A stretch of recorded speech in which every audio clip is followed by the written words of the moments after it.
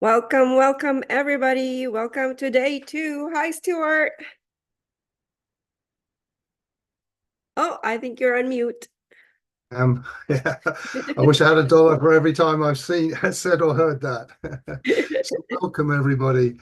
Um, it'd be great, particularly those who are here for the first time, just to share where you're from, just to get a flavour of who we have in the room today.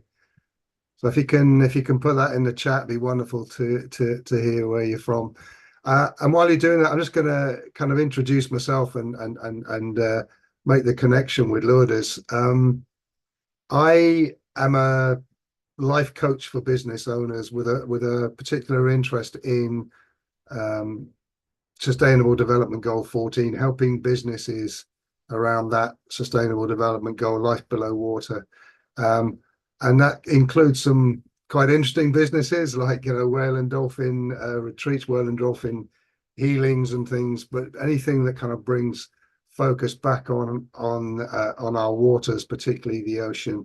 Um, and I'm also the city leader for Genius U in London, which is how I met Lourdes, who's the country leader for Genius U in Canada.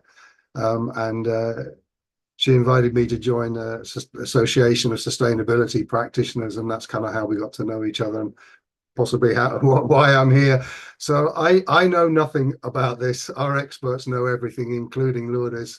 I'm just here to facilitate it and to um, keep the chat flowing. So please do share and also ask questions. There's no such thing as a stupid question, because what you're thinking, other people will be thinking as well. So that's my invitation. Use the chat, use the reaction. If you don't know where that is, it's down on the bottom bar there called reactions, where you can do smiley faces and hearts and things. Um, so here's Sue, who just like that. Thank you, Lourdes.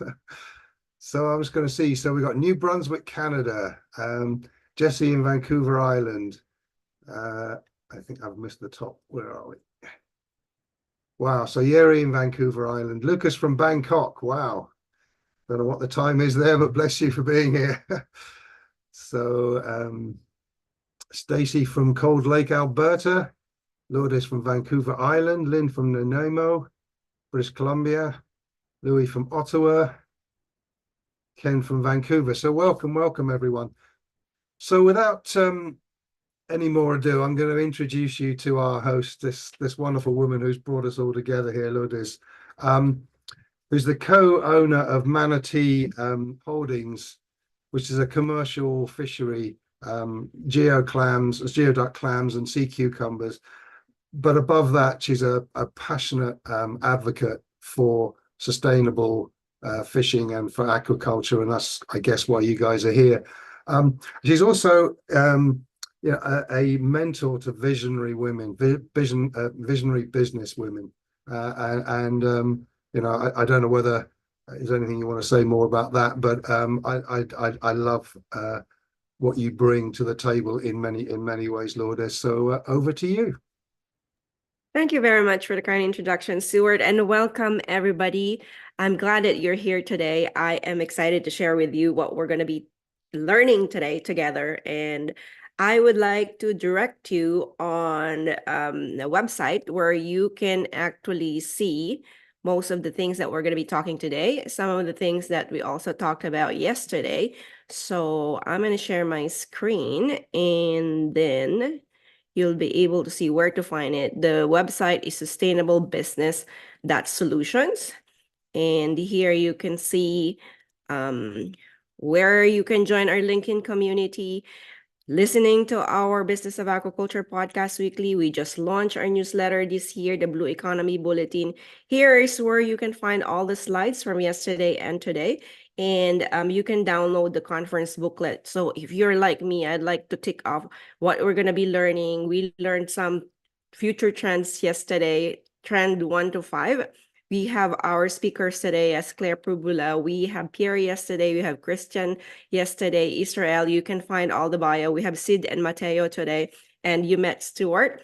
And by now, you probably would have received the bonus recording of social capital discussion that I have with James Sibley. He's an influencer in the aquaculture industry, and this is what we've been learning. This event won't be possible without our sponsors and supporters: Aquaspark, BioMarine, Canada's Ocean Supercluster, Canadian Aquaculture Industry Alliance, BC Salmon Farmers Association, Robert Arthur's International, Aquaverse, Simon Fraser University, Pitch in the Sky, Pitch at the Beach, Association of Sustainability Practitioners, Angel's Nest, Vancouver Island University, Victor Gordado, and Center for Seafood Innovation.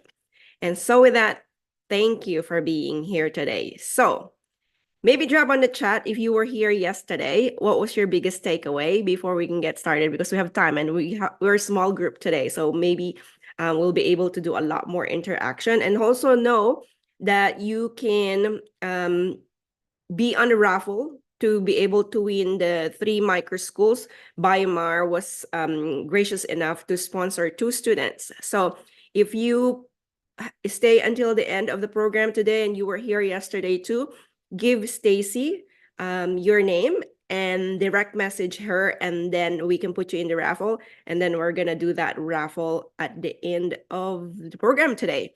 So without further ado, I think I'm able to share my screen but first, maybe who among you remember what the top 5 trends are from yesterday? Put it on the chat. So do you remember? Did you do your assignment? There's a quiz later. So put it on the chat if you do. Remember, what's trend number 1? Age of AI. Trend number 2, dematerialized finance. Trend number 3, regenerative agriculture and regenerative aquaculture. What is 4? Zero waste, circular economy, and strategic synergy. So with that, I'd like to present you trend number 6. And trend number 6 is called Humanity 5.0 in a Society 5.0 world. So Japan launched what's called Society 5.0 in 2019.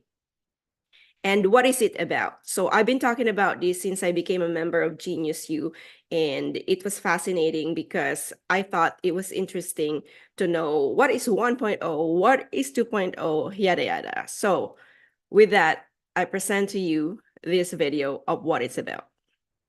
We are entering Society 5.0, which is changing how we live our lives completely, and you probably don't even know what it is. Let me explain to you and how it will affect you. Society 1.0, farming foundations. The power lay with the few who owned the land. And then Society 2.0 emerged. Machines rise. The divides between the rich and workers thrive. Then Society 3.0, the advent of the internet and the impact on communication, and it altered the way society operated, which leads to Society 4.0, technology unite. This brought the integration of technology into daily life, the development of smart cities, efficient transportation, and improved quality of life, which brings us to Society 5.0. People plus technology, artificial intelligence, robotics, the future that's bright, the merging of AI and human capabilities, ecotech, greener, leaving a lighter mark. But what's a society? It's a group of people who share the same values and beliefs. This is society's journey, showing technology's role. Society 5.0 unite for a better goal. Like, share, and follow me for more interesting videos like this. So this is a video that you can find on Instagram. Like, share, and comment. And why am I doing that? Because when Japan launched Society 5.0, it also talked about what industries are going to be trusted and what industries will gain distrust. So this is in a report in Sam Edelman Trust Barometer report from 2022 or 2023, I think, maybe even 2021. So trust boom sectors includes technology, travel and tourism, and entertainment. Boom models has to have cash positive, it has to be decentralized, and it has to be global. Unfortunately, distressed sectors are retail and trade, construction and government, and bus models are companies that have a lot of cash burn, centralized and local. So we talked about a lot of this yesterday, wherein there's a big shift in terms of how technology is growing exponentially. Again, you can read this in your own time, but know that all of these are happening now. We talked about the gig economy, the blockchain economy, and the circular economy, which are the three economies that are sweeping the planet. So again, you can read this in your own time, but just put this on the back of your toolbox because we're going to talk a lot about this some more. So this is when Japan launched Society 5.0, which talks about liberating humanity. And the reason being is that there's a limit that's happening from Society 1.0 to 4.0 that's going to be alleviated by Society 5.0. So here's the visual of what I was talking about there, wherein we moved from the hunter-gatherer and then agrarian society, industrial society, and information society to now entering 5.0, wherein there's a lot of talk about Internet of Things, big data, artificial intelligence for sure. So why is this going to be helpful for us? Because it's an initiative roadmap for today's entrepreneurs and intrapreneurs. It's a combination of having a co-pilot, as I mentioned yesterday. So what's the difference between a Society 4.0 and 5.0 in terms of economies of scale, uniformity, concentration, vulnerability, and high environmental impact and mass consumption of resources? So you can read this at your own time again, but know that there's actually quite a big difference between just one society to another.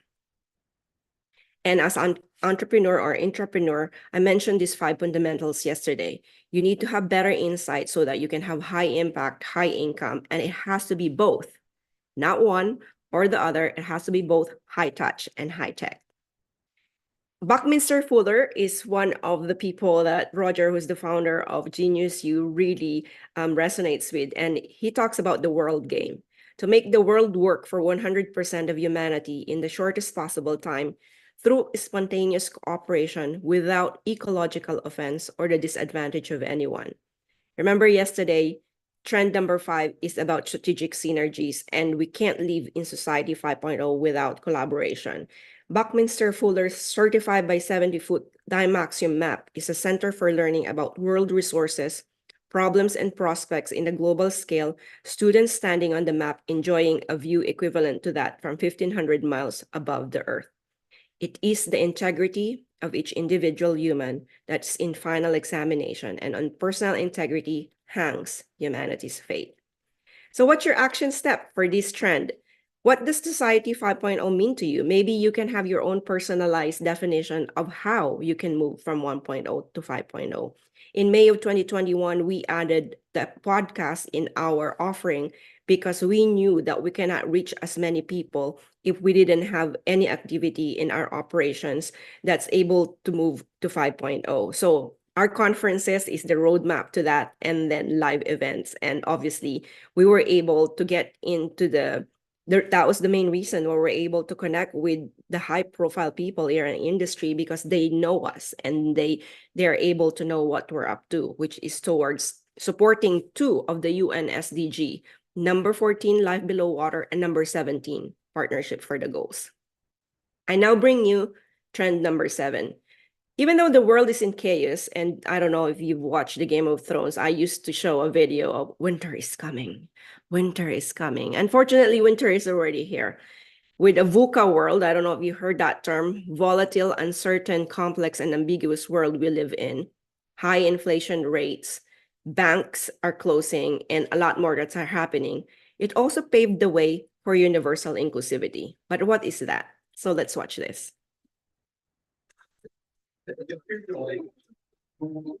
Boss is coming. You take care of this for me. Sure thing. Thank you.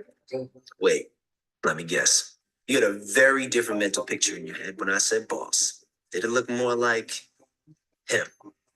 Don't worry, you're not alone. Our brains make automatic associations without us even realizing it. And while these associations help us make rapid fire decisions, they can also be influenced by our potential blind spots.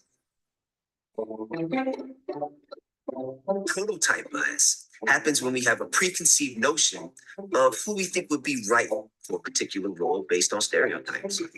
These mental pictures are based on who we've seen succeed in the past and can influence who we think will succeed in the future. Let's test the theory. Don't worry, just between us. I'm going to say a word and I want you to point to the word on the screen that you most associate with it. Ready? Let's go. Delicate. Powerful. Caring. family, career, strong. What's happened? Well, if you're like most people, you associated communal words with female and assertive words with male, because those implicit associations are ingrained in our unconscious mind. A network of researchers from prominent universities developed the implicit association test. This test helps people identify their potential unconscious biases across a variety of dimensions. These types of ingrained associations can often shape our prototypes for who's qualified to lead in the workplace. Take the orchestra. When orchestras started conducting blind auditions in the 70s, the number of female musicians shot up 20%. So either women suddenly played exponentially better when behind the curtain, or the conductors weren't aware they had a prototype bias towards male musicians, and this bias was costing them talent. Another study found that the exact same resumes with more Black sounding names received 50% fewer callbacks than those same resumes with traditionally white names. The idea of prototype bias cuts even deeper than that. Studies show we often have prototypes for the people we believe would succeed in the job, and we may unconsciously change our criteria to help those people get the job. You may be thinking, I'm not like that. Well, the participants in a study with prototype bias thought the same thing. And ironically, those who thought they were most objective ended up being the most biased. Blind spots can span any dimension of diversity and can potentially lead to bad decisions. Not only can blind spots limit our own choices, they may result in missed opportunities that don't lead to the best possible outcomes. The good news is that there are ways to overcome prototype bias. You can start by setting objective criteria. This can help prevent you from being swayed by irrelevant factors. And you can double check your objectivity by sharing the why behind your decisions. Lastly, don't make assumptions based solely on your idea of fit, because when it comes to success, one size doesn't fit all. One size doesn't fit all.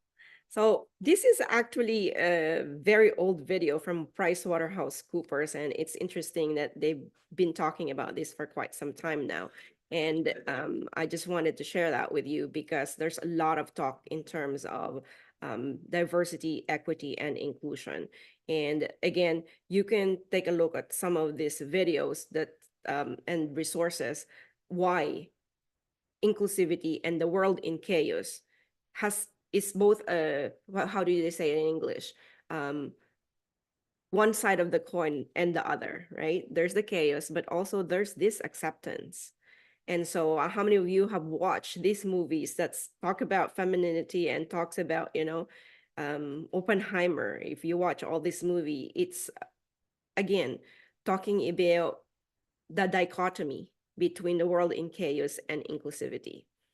And so don't be scared, because it's interesting that we can actually see that history is seasonal.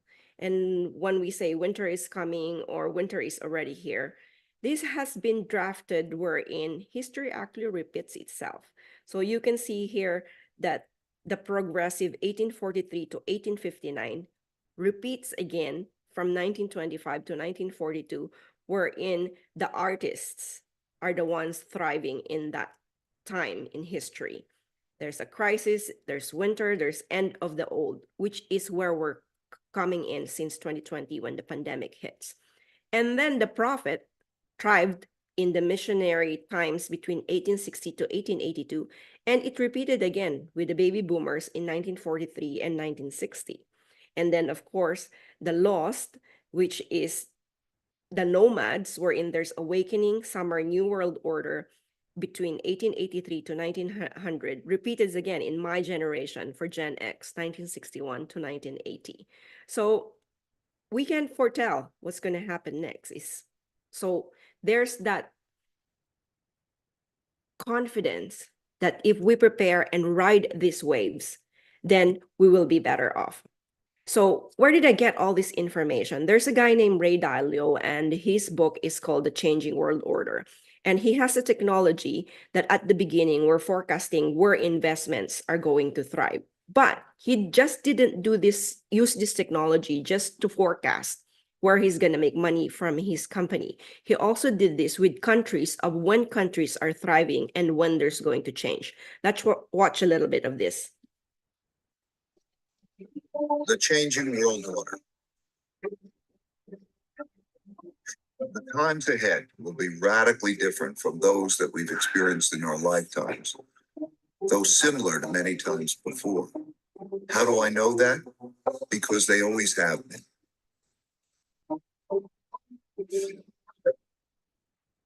Over my roughly 50 years of global macroeconomic investing, I've learned the hard way that the most important events that surprised me did so because they never happened in my lifetime.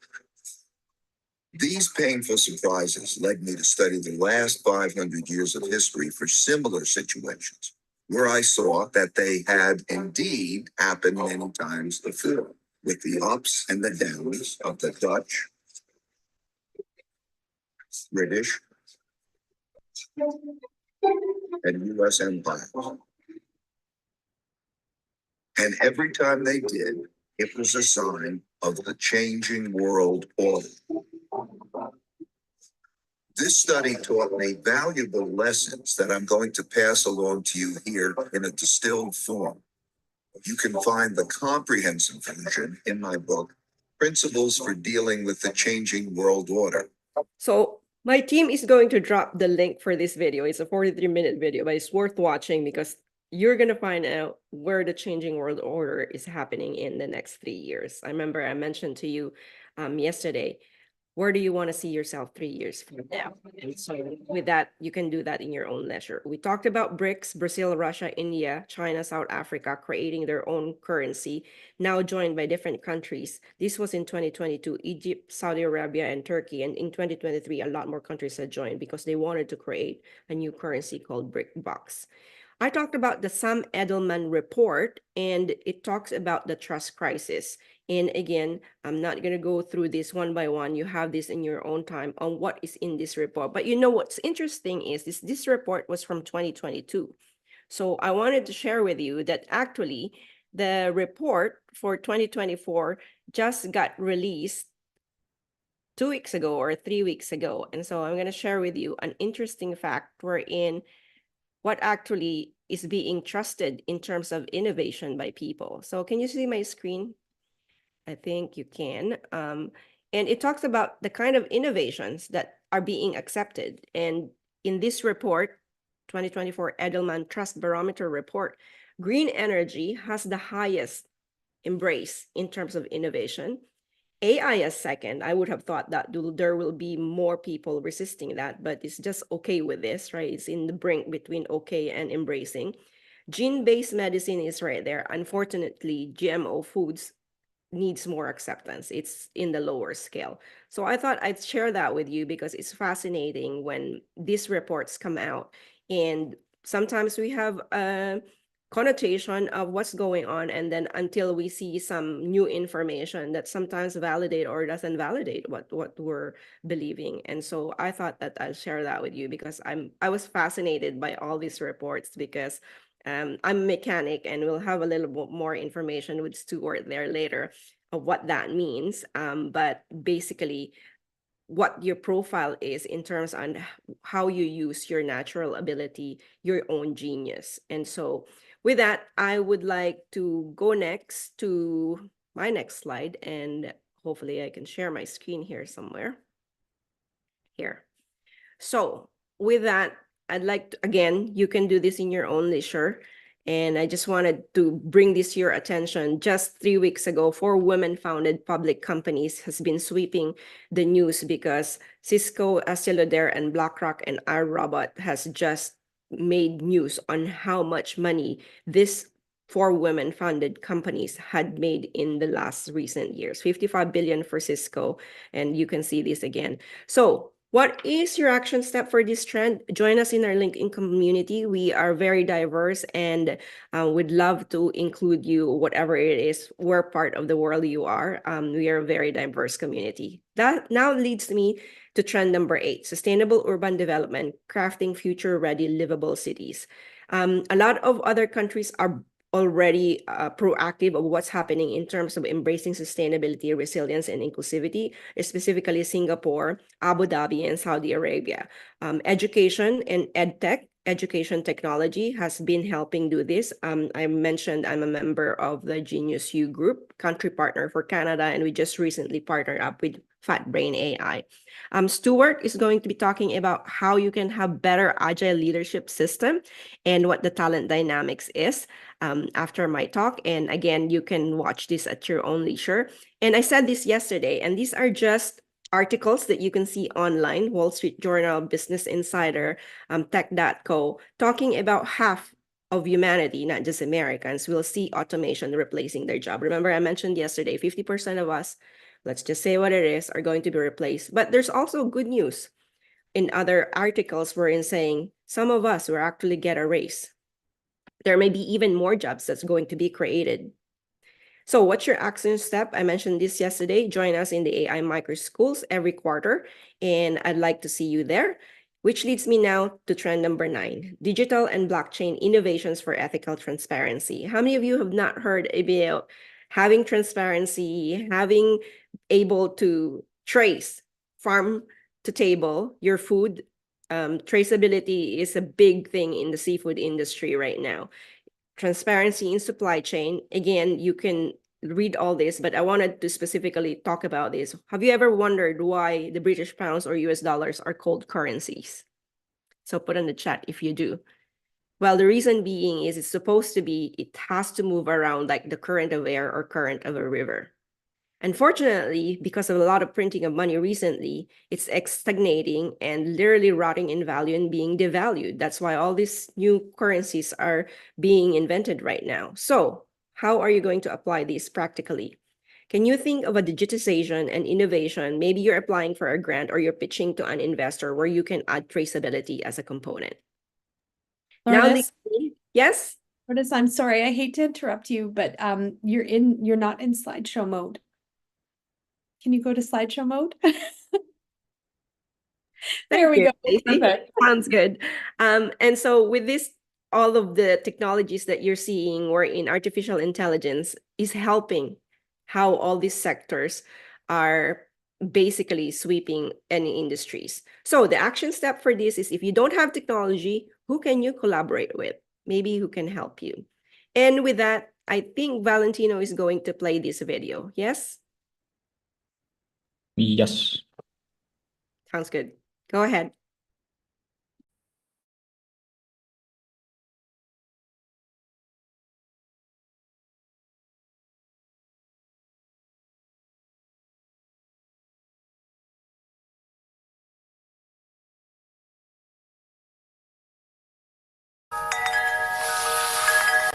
맞아요.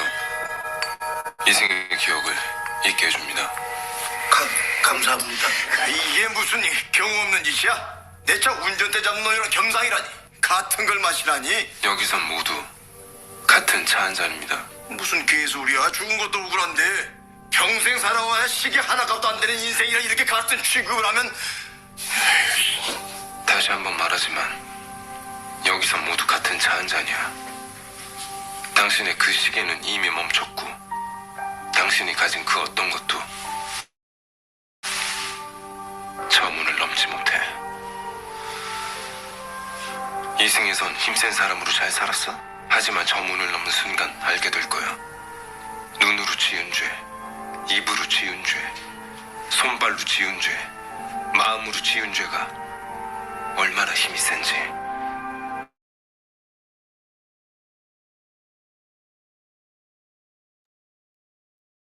I think it stopped the video, Valentino, but I think you get the point. I'm sharing this video because at the end of the day, we are all going to be equal, right?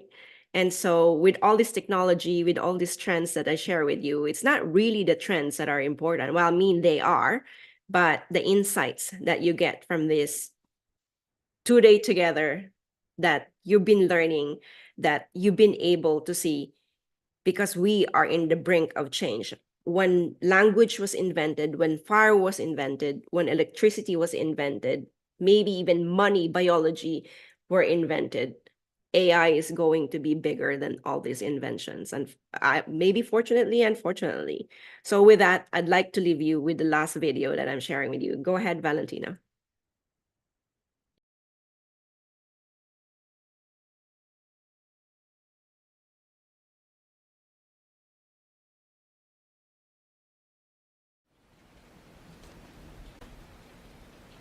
I have so many questions to ask you.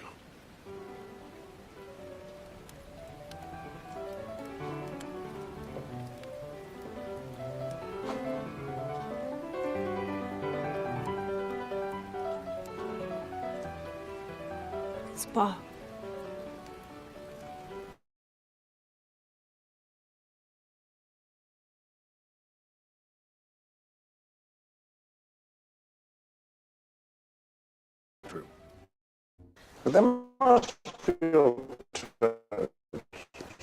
Okay, I don't think the video is working. Technology that could solve our problem. Your problem, the problem is you.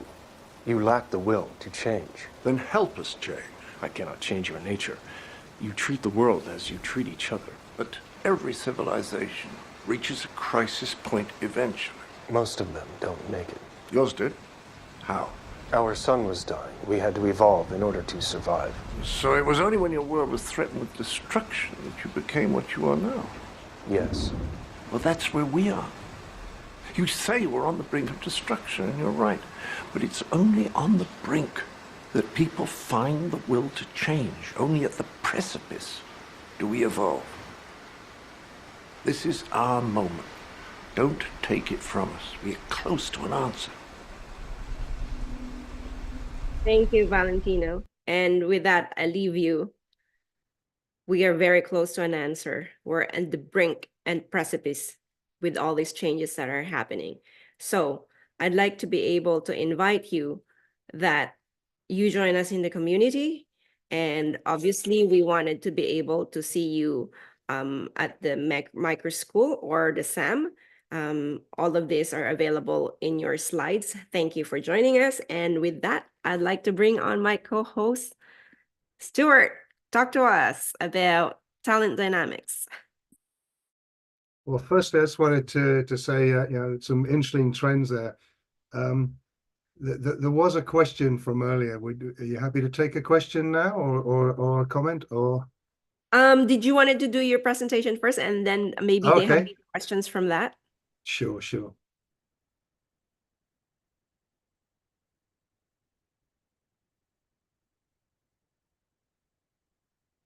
So, just briefly, Lourdes mentioned, we're both part of Genius U. One of the kind of flagship products from there, which has made a huge shift in my life, and I use it with all my clients, is this powerful personality profiling tool called Wealth Dynamics. And it comes from Carl Jung. It's a Jungian based model, the same as many others you may have heard, Myers-Briggs, Belbin, DISC.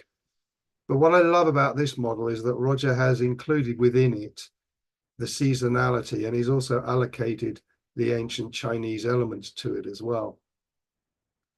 So you start up here with wood and spring and new beginnings, the energy of dynamo, which is all about innovation and can be quite intuitive as a learning style.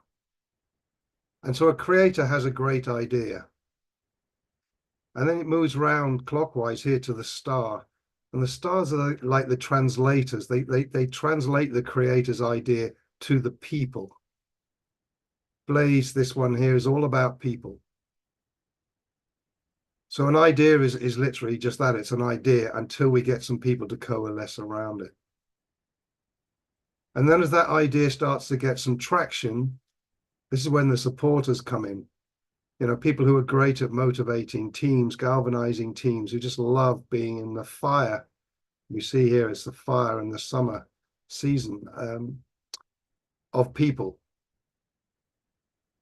And then we pass on around into this section here, where we move into the very sensory grounded. This is all about, the big idea, the overview, whereas this is about the detail and a real sense of timing.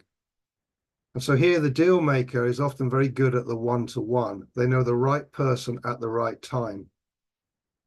Unlike the star, which is all about broadcasting, because what they're about is ensuring that the idea gets to as many people as possible. And then we have the trader squarely in the middle of this, great at customer service, great at detail. Often, you know, the money we make in our business comes from here. The original idea and the sales that are made here give us, you know, some leverage. They start us off. We have a little bit of leverage here with a proven idea, but this is where we really start to trade in volumes and to make serious money. And customer service is a big part of that. And then we come to the accumulator, which is all about, you know, knowing the right thing to do. This is about the right thing. Trader is about the right time, and deal maker is about the right person. This real sense of knowing, very grounded, very practical. And this is often the realm of accountants and bookkeepers and you know, traditional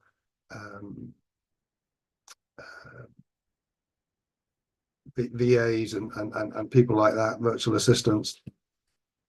Although you can do all of it. Project managers is the word I was looking for, and you can be a project manager from any of these, but this is the realm of traditional project management. And then now we're moving into steel, which is the winter energy, and it's not cold. It's the end of the season. I'm going to come back to the seasons in a minute to link in with what Lourdes was sharing. And so the Lords are all about maximizing, get the greatest return out of whatever it is that we're doing. And then finally, we come back to the mechanics, you know, and we're moving back into this innovation and creativity space. So the mechanics create at the micro level. They tune things, they hone things, they improve things. And now we're back to the creator. And this could be another cycle. This could be another product. It could be another business. So that's just a kind of whistle-stop tour through here. But what I wanted to pick up on was this thing of the seasons, that spring comes before summer. The element of wood, new beginnings, new growths, new seedlings, comes before the fire of the full summer, of the people engaging around things. And then comes the autumn, that time for harvesting and nurturing. Very grounded, very down to earth. And then finally, this is the realm of maximization and optimization, you know, really getting the best out of it. That metal energy and the winter, it just means it's the end of the cycle. It means nothing more than that. And yes, there is an introvert extrovert line kind of running through the middle of here, in the steel predominant people tend to be more comfortable in small groups or you know, on their own even, whereas, you know, the extroverts love to be with people. But it has nothing to do with how personable you are or how connected you are. It's just the way you best function. So for many years I was an accountant, which is squarely down in this area here, the accumulator. But my profile is actually star, with quite a leaning towards a supporter, which is why I'm here doing this role, I guess. Now, that explained why I felt so uncomfortable all those years as an accountant. But actually, when I look back, the more senior I became, and, you know, when I became a CFO, I was dealing with the big picture, with the strategy, and finding great people to implement it. So again, you know, this is what came naturally to me. So my invitation is, you know, if anyone would like one of these profiles, then, you know, please just drop a message in the chat to me, and you can have one on me for being here today. If you want to learn more about, you know, how, I love one of the things that Roger says about this, Roger Hamilton, the creator, is it's the game you best play, you know. And if we took a soccer analogy, if you're a goalkeeper, unless you happen to be Peter Schmeichel, you know, maybe you're better off saving the goals rather than trying to score them. And it's also powerful to recognize other people's profiles so that we can communicate better with them. But as I say, this seasonality, because this model applies not just to people, but it applies to your business, it applies to your product, it applies to industries, whole industries, you know. AI, we could say, is a dynamo industry. Social media is a blaze one. It's already going into summer, and you know, things like email are starting to move into tempo and then into steel. So these cycles come and they go, and the same applies to whole industries, you know, and tapping back into what Lourdes was saying there, that the cycles of things, that there are cycles always going. It's very natural. And the final thing I want to bring your attention to, if anyone's wondering what the VXL means, value times leverage. In order to create wealth and in order to create success, we create value and then we leverage it. And the value is created here in the innovation and the intellectual property and the brand. And the value is created in the detailed products and services and customer service that we offer here. And we leverage that through people, and we leverage it through structure and systems. So that's kind of the model in its entirety. But actually, if you look at that X in the middle there, can you imagine that you're looking down upon the apex of a pyramid? With these are the various faces of that pyramid. And in the model, this is the fifth element. This is the quintessence. And Roger's given it the element of water, which I love when we're here in an aquaculture conference. And the frequency, as he calls it, of spirit. And this is the place of why. Purpose, purposeful why. This is about what? What's it all about? This is about who can help me take this beautiful idea out into the world. And when and where? When is it true to do things, and where will we be doing it? Are we doing it locally? Are we doing it globally? And then we can work out how to make it happen. So my invitation to you is to notice that you know, the cyclical nature of things and the power within that. And that's really all I want to say, unless there's any questions. Thank you very much for bringing that on, Stuart. It's interesting, you know, we're talking about, I know the adage, they say from Lao Tzu, in nature, nothing is rushed, but everything is accomplished. So we are now ready to take on questions. So I did see that you have some questions from when we were doing the presentations. Do you remember from who that one is? Yeah, so it was Lucas, and the comment was, it was when you were going through, you know, I think the number 6 and number 7, and just, you know, looking at this and hearing the things this morning, it seems that there's a fracture between what we could do and what we're actually doing. And it's possible that later slides address some of this. China is locking down citizens, you know, there's a major land war in Europe, etc., you know, and you mentioned BRICS yesterday, and is the world segregating into different camps again? And so be interested to hear how our speakers match these optimistic ideals with the, you know, unfortunate realities on the ground. So maybe we can take that flavor through into the speakers as they come. And I don't know if you have anything you'd like to say on that now. Well, we talked about yesterday, and I absolutely agree with you. It's not one or the other. Remember, we talked about yesterday about what's trend number 4, zero waste circular economy, and it's all about balance.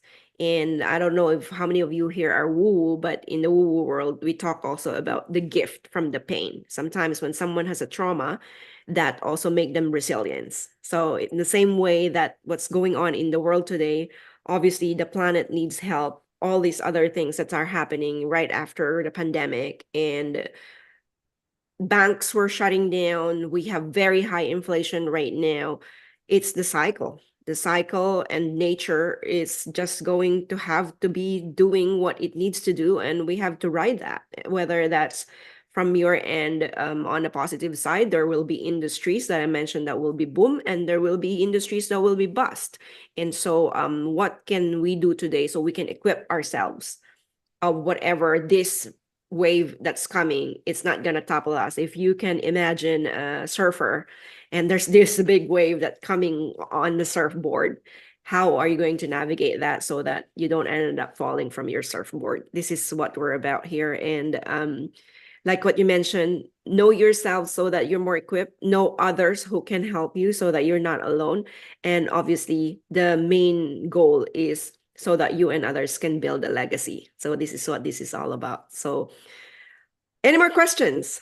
Brilliant answer. And I will just share that I'm going to add something as well, if I may, but share that Lucas said that he was grateful for being in a food industry because people always need to eat. And you know, there are some positives we can take out of that, you know, this is an industry that is about meeting, you know, a fundamental human need of, you know, of food in a sustainable way. Yeah, I just wanted to thank you for that. For you know, it's about you know, people at the end of the day, and this is the mission. I know you and I are both on this mission to help humanity win that world game that you mentioned in your presentation. You know, it's like ultimately there is only individuals. You know, if enough individuals coalesce around something, then change will happen, and we can only really take care of what we do and what we bring into the world.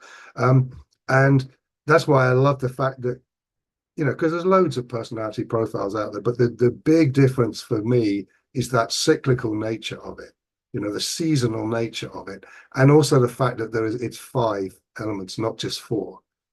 And, you know, we all have a spirit, we all have a soul, and it's when we bring that soul purposefully into the world that we can really make the difference.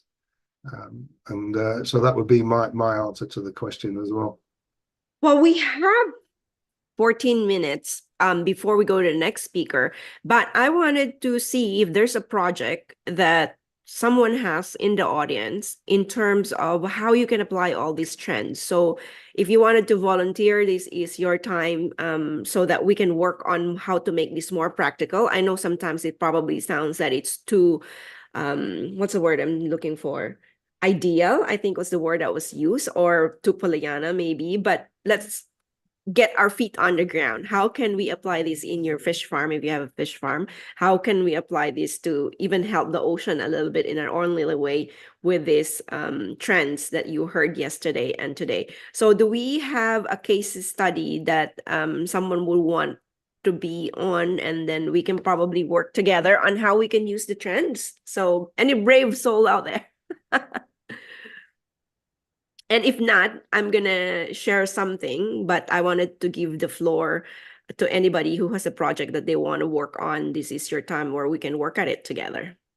So put on the chat if you wanted to go on Spotlight, and let's discuss how we can help you. And I heard one person yesterday talk about this new technology is only a year or 2 away. They already have prototypes. It will not be far enough that soon we will be talking to a humanoid, a robot. And interestingly enough, yesterday I saw on Twitter, I don't know if you guys saw my post on our LinkedIn community, that Peter Diamandis, who was a guest yesterday on video on trend number 2 on Dematerialized Finance, was actually talking to a human robot and asking his or her opinion on consciousness, and if she's conscious, and what's her take in terms of if she's going to be unplugged, how does she feel about it? So this is a year or 2 away. So any project, or I will share with you that video because I thought it was a fascinating conversation. And we're going to have the AI Avatar Micro School in April, and the next virtual event that I'm going to be doing, I'm going to have AI Lourdes interview me in person. That's in the works already. And so in your farm, is there a way that you can actually have your co-pilot so that you can do interesting things in terms of what brings you quality of life. At the end of the day, co-piloting means you just double your capacity in terms of what you can do better, because now you have a, I don't want to use the word clone, but it is kind of technically like that, right? So no brave soul to do the case study? Okay, if not, okay, go ahead, Lindsay. Let's go, bring you in. Let's go. Yay. Hello, Lindsay Christensen here. I'm so happy you're back. He was with us last September as well. So go ahead and tell us the project and what you want us to talk about. We have 10 minutes. Sure, Stuart, maybe you can help frame the question so I can answer it properly. Okay, so is there a project that you're working on right now where we can use some of the trends that we discussed yesterday and today? Sure. As far as what we're doing, it's really next-gen offshore seaweed farms, utilizing marine permaculture to grow seaweed in the open ocean as opposed to near shore. And the reason that we want to do this is so we can get access to nutrients deep in the ocean and get about 3x the harvests from seaweed, and seed once and harvest for many years. So as far as being able to ride those waves and the trends, I think that there's a good opportunity to utilize AI to co-pilot many of the seats that we haven't filled yet with people, where we may need to look from a marketing perspective and so forth. On the DeFi, I see opportunity within funding strategies, both with the carbon credits, or for future carbon credits, as well as looking at how to use perhaps smart contracts to secure seaweed off-takers in the future. So I'd love to figure out how to, tie in MOUs and LOIs for supply that people want to secure for seaweed in the future. And then the regenerative nature of aquaculture, the fact that we can put this into the ocean, we can do this in a very regenerative way with single seaweed farms, but also reinvesting a lot of the funds that come back into it to make it a truly exponential model. If we can do that, then we can help secure companies their supply chain that they're looking to. We're talking about all these applications, all these seaweed applications, all these different uses for it. Well, that's probably going to put a pinch on the current seaweed supply. So how do we get them a secured seaweed supply so that they don't have stock out losses or have input risks and so forth? That's at a high level. I'm just kind of spitballing here. Sounds good. Okay, let's get started with that, because I think it's a very fascinating, very timely seaweed production and what you wanted to do. And I'm sorry, I said I had 10 minutes. I actually have 3, but I'm gonna make this short. Okay. So are you guys seeing my screen? I'm on ChatGPT 4. Yes. Right. So I mentioned yesterday, I know I don't remember if I do, but I did say that even if you just learn how to do prompting more intelligently, there's a code I'm going to share with you that was shared with me with one of my business coaches of the way to prompt, and it's called I, U, Do, Y. So I, U, Do, Y. I am a seaweed business professional. You are an investor. Create. So I, you, do is the verb. Create a plan for me to get the highest financing. To, what do you want? What's the mission? The why. Help to remove a gigaton of carbon. To remove a big ton of carbon? Is that what you said? A gigaton of carbon. A gigaton. Okay, so I just got you the recipe on how to prompt better, just so you guys know. If you want a new job, prompt engineers are being paid between 150,000 to 200,000. So you're way ahead of the curve with this formula. Here we go.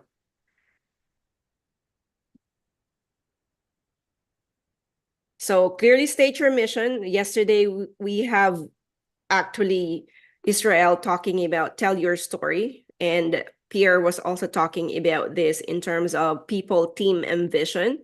And so it's giving you, spewing you some general things that you probably already know in your pitch that I can see from here. And I don't know if you did this, but it's a very good plan, and I can share the link with you later here today that you can use, right? So, and maybe you can tell us if you already have some of this with what you're creating when you're doing your presentations, right? So here are some funding strategies that it just talked about, some risk analysis and mitigation. And again, I'm going to share this with you as a link so that you can refer to it. And then yeah, it's wonderful. It's cool to see the ChatGPT 4 results. I usually use the free version, so I might have to switch over. It's a little more elaborate. Some of these pop out that, you know, we could do things a little differently, but yeah, good overview. Well, it's interesting because you see here, I have a future CEO that I created as my own chatbot on ChatGPT 4. And now I mentioned yesterday, we have our own C-suite team now of your own executive decision. We're out of time, but I can help you with this another time, but you can just see how we pop it in there. What I will want to show you next is what's the difference if you use ChatGPT compared if you use Gemini.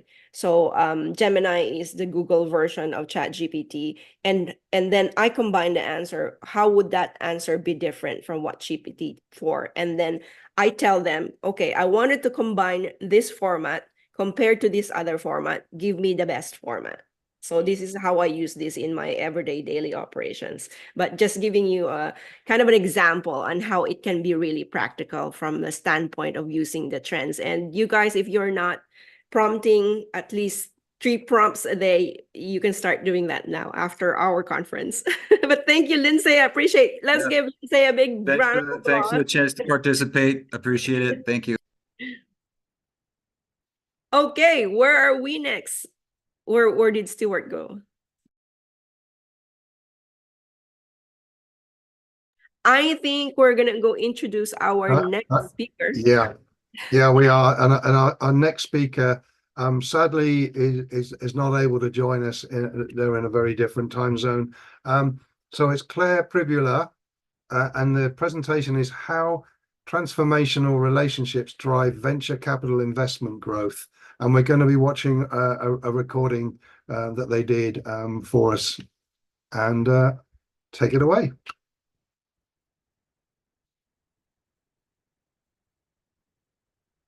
I hope you can hear me okay. Yes, I can hear and see you okay. So maybe we can start this. And so this is going to be a little different from the first presentation that we have, because this is kind of like a podcast style, interview style. And we're going to ask Claire some questions that she's an expert with. But maybe you can tell us a bit more about what is venture capital, because that's your expertise.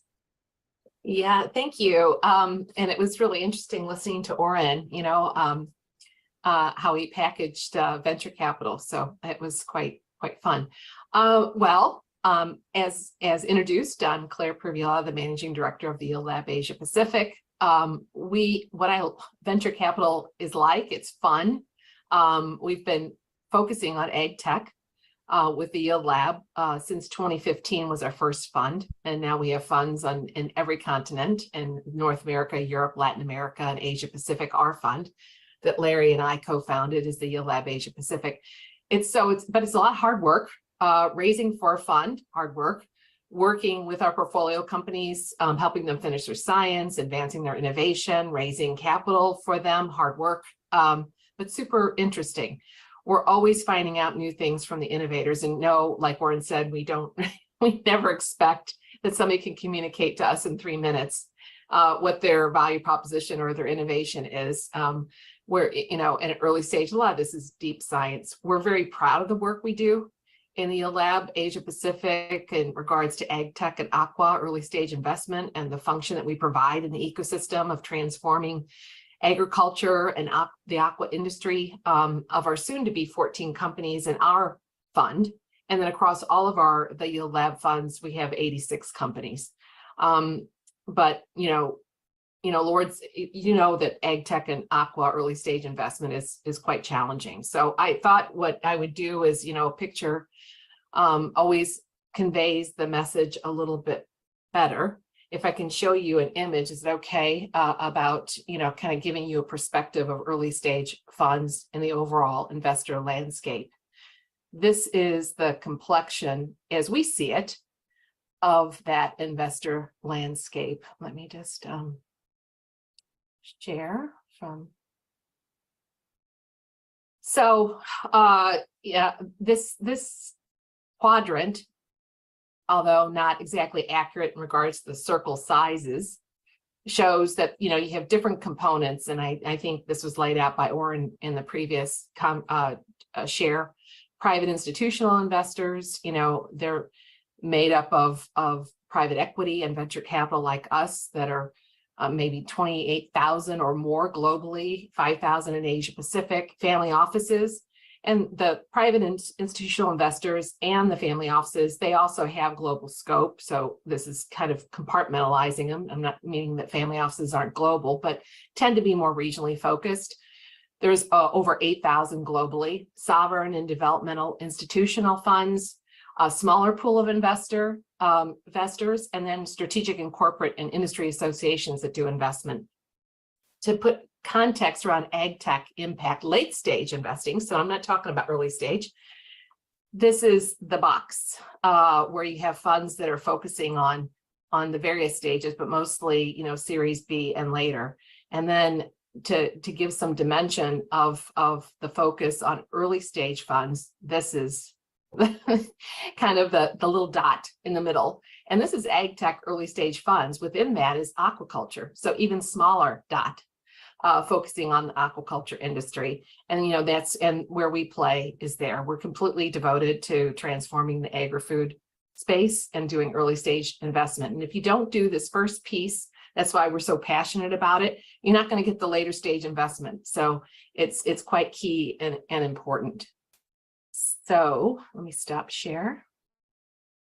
You know, if I was to take your question a little bit further and talk not just about the investment landscape, kind of you asked about what it's like, what venture capital is like also needs to be looked at from and the actual investment side, the investor's view.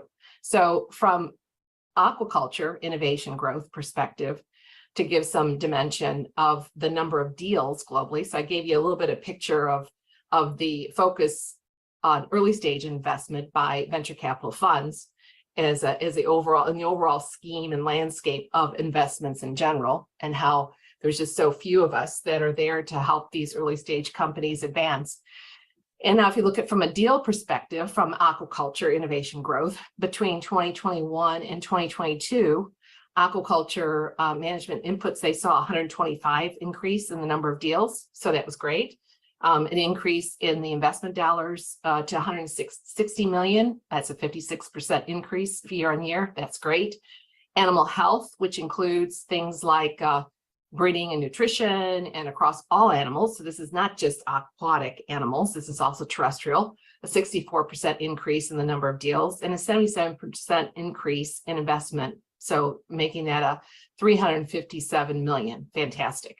So in 2022, aquaculture was within two of the highest growth subsectors in ag tech investments. So that's super. And it's all very encouraging, but there's a but coming, yet it's still in relation to overall ag tech funding. And aquaculture and animal health still represent only 4% of the overall ag tech funding. And I just said that was aquaculture and animal health. So that's, you know, also terrestrial included. So it's even more a fraction of that. So of that $10 billion spent, aquaculture was just a few hundred million in 2022. And that's towards all stages of development of investment. So not just new innovation. So you can see how it's really important to have early stage investing to be able to help these new innovations and draw the focus of attention of innovators to want to come into this industry. It's really important because blue food is expected to double by 2050. So So it's imperative that there's an ability to comprehensively innovate, transform aquaculture. It's absolutely vital. And then you know, when I was assembling some of those facts for this chat today, you know, the question kind of comes up: why are there far less deals in aquaculture?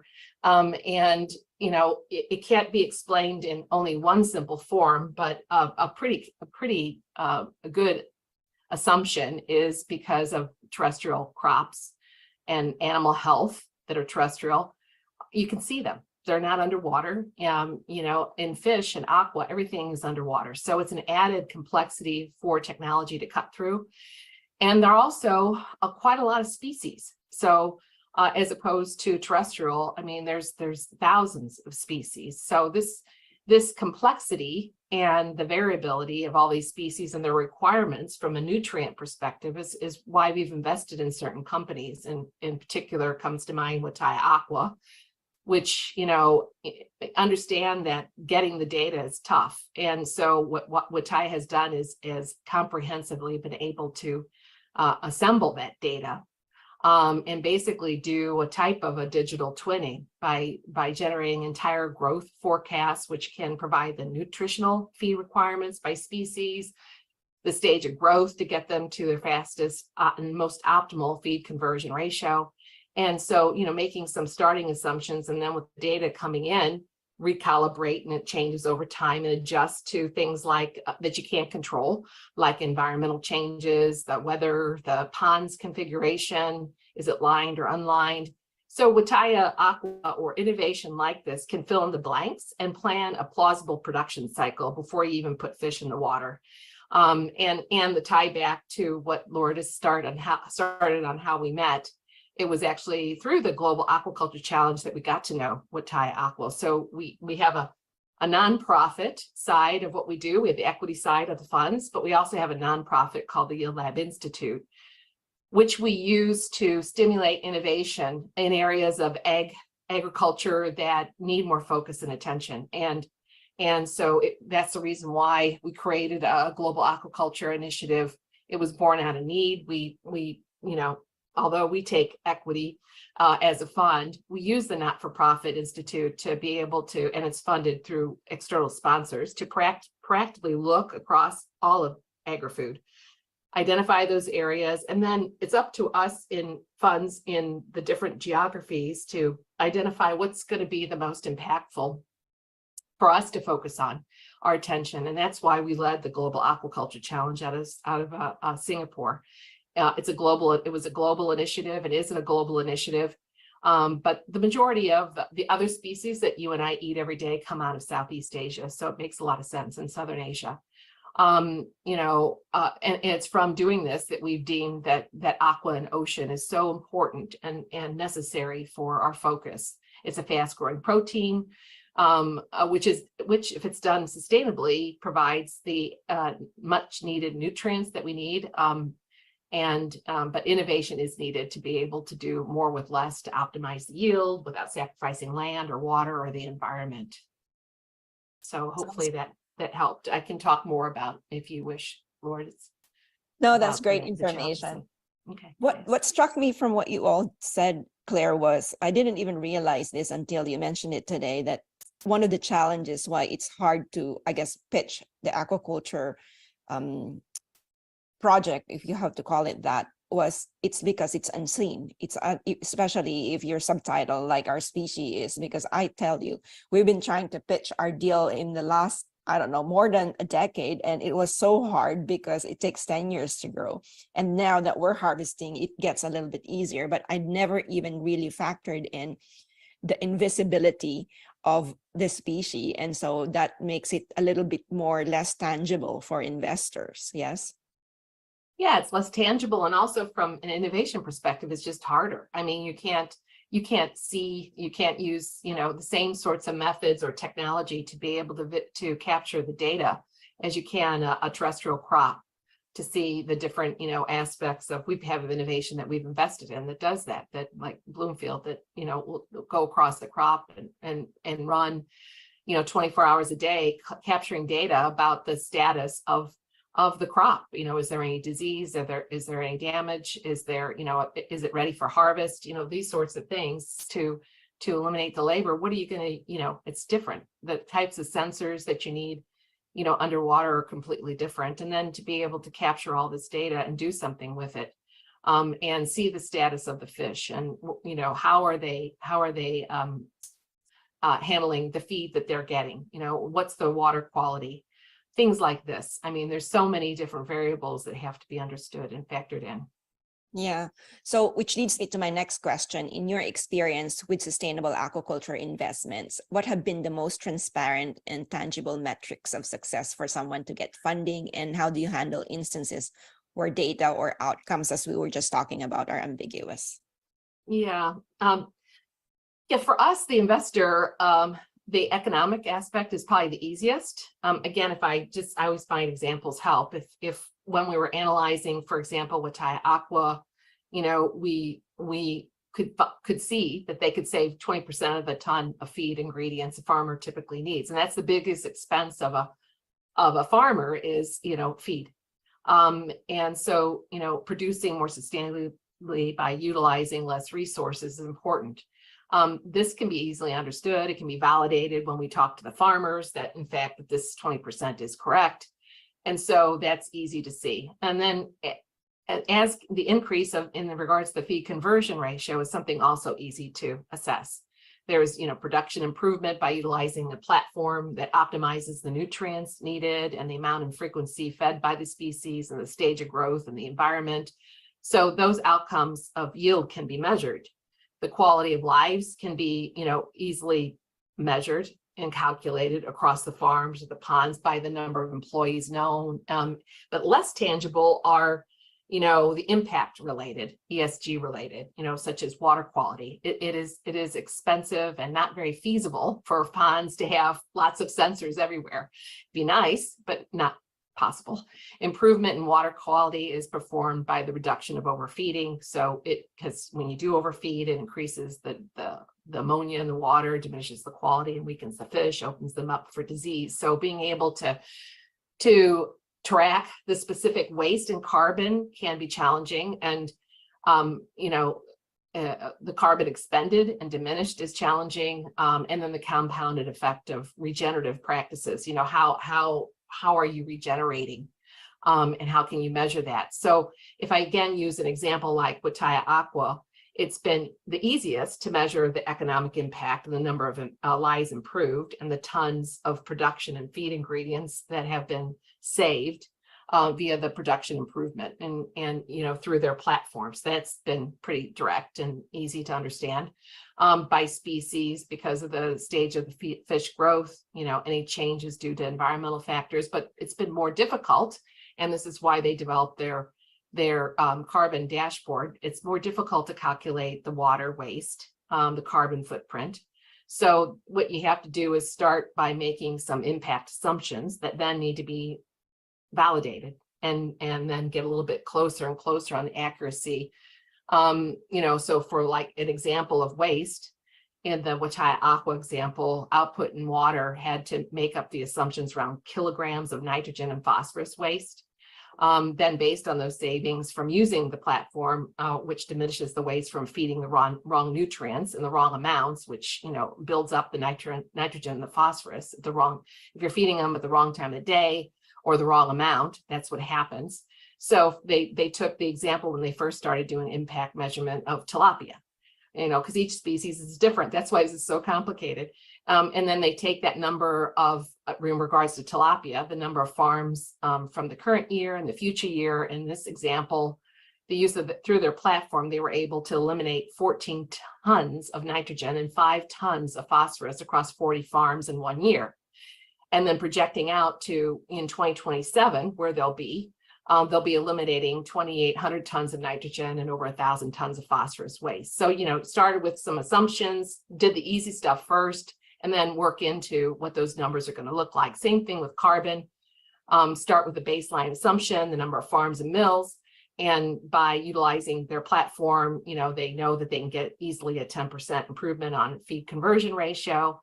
And then they have a carbon footprint calculator that they use to estimate, help the mills get source ingredients from better locations. Thus, they can diminish the amount of carbon expended to be able to access the nutrients that they need to make their feed. And then if you look at the tilapia example in a more nutrient dense feed for freshwater fish, they're producing like 50,000 to 150,000 tons of feed per year with a savings of 50 to 100 kg in carbon. So you can see they had to, a lot of work has to be done to get to these impact measurements. It's not just, a simple economic calculation. There is a lot of work, and they actually use their platform to help them do that.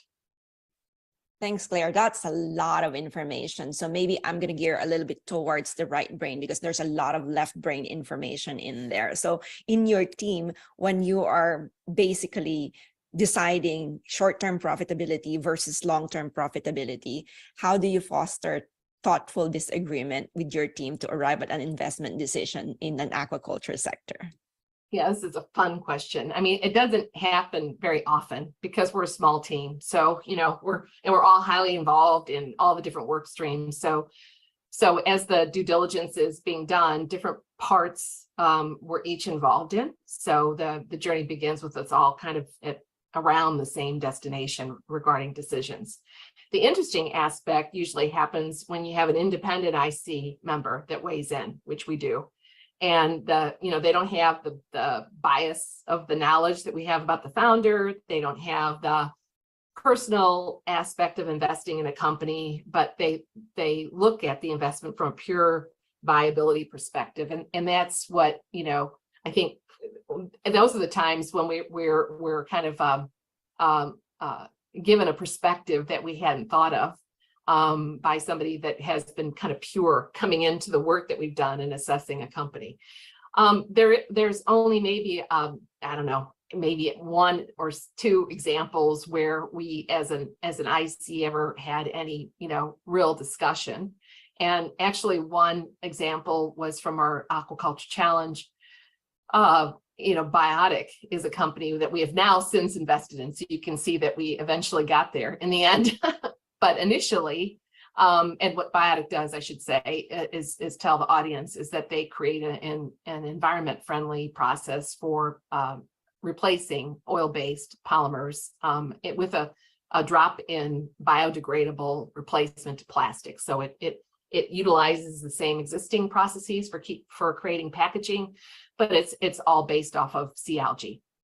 So it's circular in its design, and it's modular.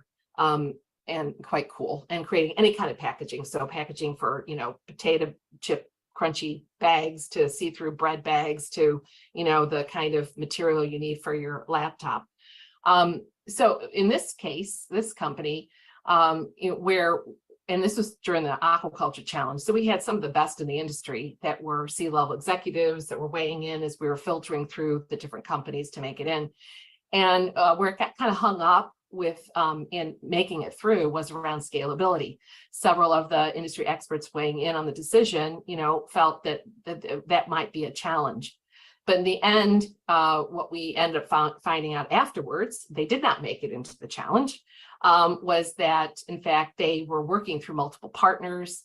They had a very modular solution and had developed that and advanced that during the time that we were running the challenge. And that they can source seaweed, any type of seaweed. It doesn't matter the quality, it doesn't matter the cleanliness, it doesn't matter the origin, anywhere. So it was highly not only scalable, but could be placed anywhere for manufacturing. So that's why we ended up actually going from a no to a yes and investing in them. Very, very interesting, good story on how there's always that different perspective. And unless you know what's in all of that, I guess, categories that you have a checkbox that will qualify it, it's hard to know if one investment is qualified over another, which also leads me to my next question, because in your portfolio companies, I'm assuming that in our sector, obviously sustainable aquaculture category, how do you ensure that they're compliant with regulations, but always stress testing and adapting their strategies for potential future regulation and environmental shifts?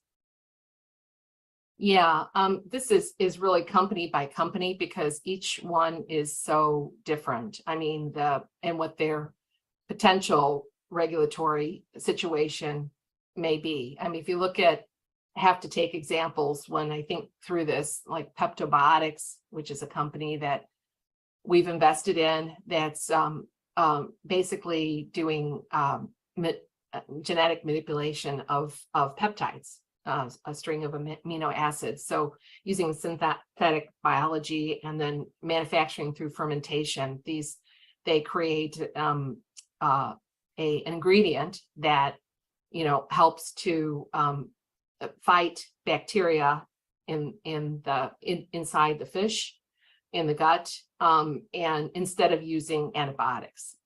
So the challenge of Peptobiotics, you know, is clear. You know, they've been able to do third-party verification.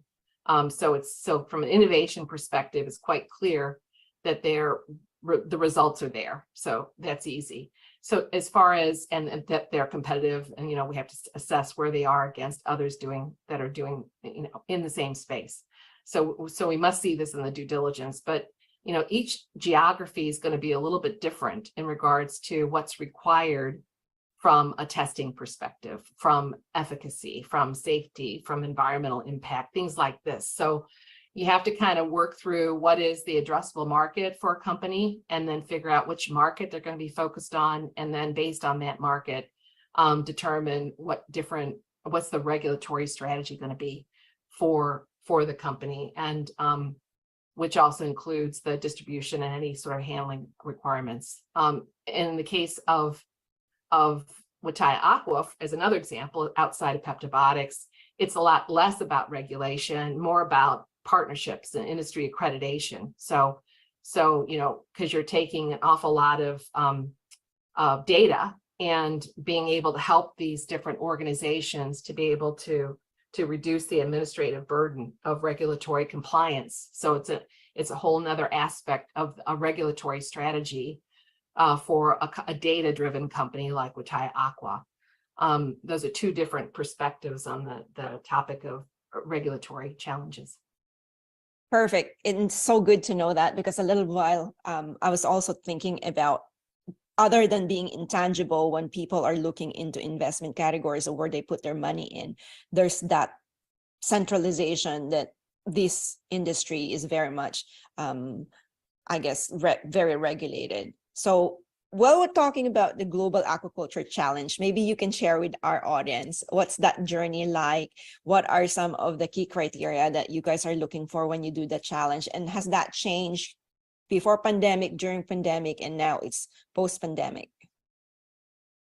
Yeah, thanks for asking that, because we feel it's important to continue doing this aquaculture challenge, because it's just tip of the iceberg with each one, you know. So and being able to get innovation from all over the globe, and identified, we had in our GAC 140 applicants.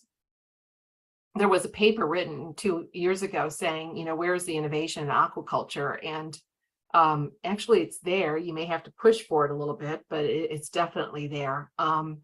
And so we had applicants from all over the world. The process that we do before we even look for applicants is very thoughtful. So we're talking to people in the industry that are thought leaders, like, you know, George Chamberlain from the Global Seafood Alliance, to, you know, Sylvia Wolf and Aqua Bounty, to the World Wildlife Fund, the IDH, you know, so many different people, getting an understanding of what they feel the challenges are, so that when we're then pushing and we push for the applications, we are looking, you know, for particular things and particular type of innovation. So that's done very thoughtfully before. And then when we do push for applications, we're putting together, you know, a request for information that's actually filters the, are we still connected? I see the screen changing. Oh, you pulled up the Aquaculture Challenge. Thank you. So we actually, you know, filter with questions that are a little bit more detailed and descriptive, and asking for things that seem quite obvious, like the value proposition or the vision for their technology as a company, or what challenges that they're solving, the areas of impact, the competitive landscape. How do they monetize services, their services? So are they, is it a technology driven software as a service? Is it, what's their monetization strategy? What are their growth projections over not just near term, but also long term from a maybe 5-year outlook? What's the impact also? What impact they see having in the near term and the long term? The revenue, of course, also their capital. What kind of capital are they going to be needing? When we do these not-for-profit challenges, we acknowledge the fact that a lot of the innovation coming in is a little bit more nascent than on our equity taking side. We're on the Yield Lab Asia Pacific Fund, we're looking for any of our the Yield Lab funds are looking for investable and registratable intellectual property that's been developed, tested, and proven. Maybe not commercialized, but proven. The science has been proven. In the not-for-profit challenges we do, they can be a little bit more nascent. And that's the idea, is that because we're about kicking up, advancing innovation that gets into the ecosystem for others to invest in. So they may come in with having had some investment, they may have had some grants, they may just be bootstrapped. So we ask them, what are their capital requirements over the next 24 months? So we know how the Aquaculture Challenge can help them. All these questions help us determine that. And then, and we also ask them, what do they want from us? Because they have needs and they have expectations, and we want to make sure it's something that we can deliver on. And then once selected, we select about 8 on these challenges. We then start to line up who are those best of the industry that are going to be able to work with these companies and provide them that subject matter expertise, over the next 6 to 9 months. It's not a light touch challenge. I mean, it's a real roll up the sleeve and one-on-one. I mean, these young companies are getting access to some people that would probably never return their email or their phone call. So it's very cool and heartwarming to see what the founders think of this interaction and accessibility that they get through the challenge with C-level executives or seaweed innovation, the foremost expert in seaweed being aligned with that expert. So these sorts of things to help them be able to work through areas like their market fit or their go-to-market strategy or their overall business plan or financial plans, or help them with their, as was talked about Oren in the first presentation, pitching to investors and customers, and practical sorts of advice on measuring the importance and also how to measure ESG impact, sorts of measurements that can then be relayed and communicated to the investment community. And then in the challenge itself, we make sure that we get these companies across those 9 months that we're working with them all in front of key individuals and strategic corporates, so that they, at the end, even though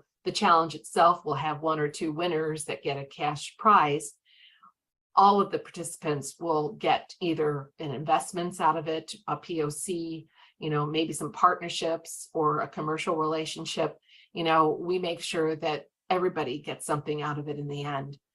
It's not a light touch. It's a lot of work. We put Larry, my partner at the Yield Lab, has put together the numbers. It's been like in the last challenge was about 3 man-years worth of work. So it's not a small thing that we do. The effort is very comprehensive, and because of that, I think it makes when the winner is announced, it's they're extremely happy because they've been through quite a process with us. Thanks, Claire. And we just had kudos really for what you guys are doing, because I think it's very important that people know that there's this resource that they can go to. And you brought a very important point, because when I first came into the industry 15 years ago, this is what I found was lacking before. You're right. You can't just send an email to a very big firm and pitch your deal, or let them know what you're doing, even though it has a big vision and mission around it. But what's important, what you brought into this, is the relationships. So I was talking in another group the other day about there's 3 kinds of capital, being financial capital, which most of aquaculture companies are looking for, but sometimes forgetting the social capital aspect of the whole category of this is not just about the money, but the people around who is working in this community. So again, thank you for doing what you guys are doing. There's a question from the audience. So when is the next challenge? Well, we're putting it together now. You know, we unfortunately, our investors on our equity funds wouldn't be happy with us investing their money into a not-for-profit challenge. So we solicit external sponsorship to fuel the machine for the challenge. And, you know, and which allows not only for the operation of it, but also for the prize money. So that's what we're doing now, is we're talking to some potential sponsors for this next challenge. And so stay tuned. We hope to be able to announce something in the not too distant future. Sounds good. And these are just some questions that people are very interested in. They really love the initiative that I think a lot of people doesn't know that it exists. So is there an aquaculture innovation being focused on small scale producers to revolutionize production and safeguard food security? Yeah, say the question one more time, the last part, what was it? So About if food there's security? if there's an actual aquaculture innovation being focused on small scale producers to revolutionize production and safeguard food security, maybe you can tell them about the 2 ladies that we interviewed from Indonesia. I think we have Tiora. And Yeah, we have, there's a lot that are focused on smallholders. I mean, not one I referenced already, Wataya Aqua is something accessible for the smallholder, but also Jala Tech, which is of course, there's also the one big unicorn that happened, which was eFishery. So I mean, this one you can't ignore. You know, $100 million round by eFishery in Indonesia, which is really lifts all the boats for anybody in the aquaculture industry with that kind of investment. And Jala Tech was part of our challenge too. And Lyris is a smart lady focusing on shrimp, smallholder farmer shrimp industry, being able to, you know, not only assess and provide the sorts of data input needed for the farmers to be able to optimize their shrimp production, but also providing a marketplace so that that can be sold. So, and then connecting, you know, to the right kind of nutrients to be able to optimize their feed conversion ratio. So it's kind of a one-stop shopping for the smallholder farmers and helping them to be able to produce more with less. There's lots out there. There's focused on smallholders. There's seaweed innovation that's you know a dashboard that's looking at the seaweed components. There are there's as far as addressing disease in fish, there's what peptobiotics you mentioned, Tiora, which was also in our global aquaculture challenge. Both are looking at the how to eliminate the need for antibiotics, but in completely different ways and focusing on completely different types of animals or fish. Yeah, there are a lot. And then there's the whole credit side of smallholders. You know, how do you get, you know, the challenge is to be able for a smallholder to be able to access the financing that they need from an accredited lender.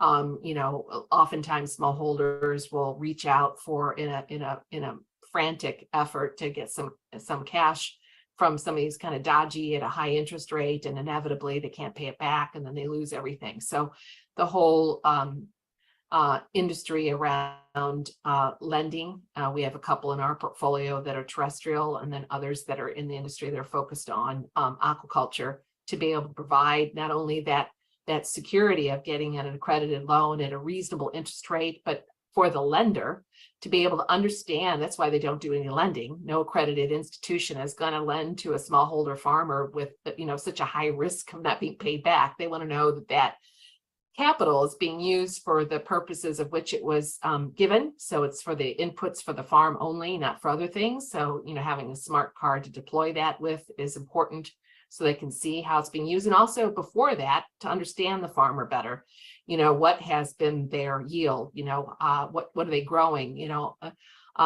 how is this a secure loan to know that their output is going to be guaranteed. So, and technology is there to be able to provide that. Thank you so much, Claire. We're so excited for your next challenge and I hope we can do together to partner. But last questions, not the least.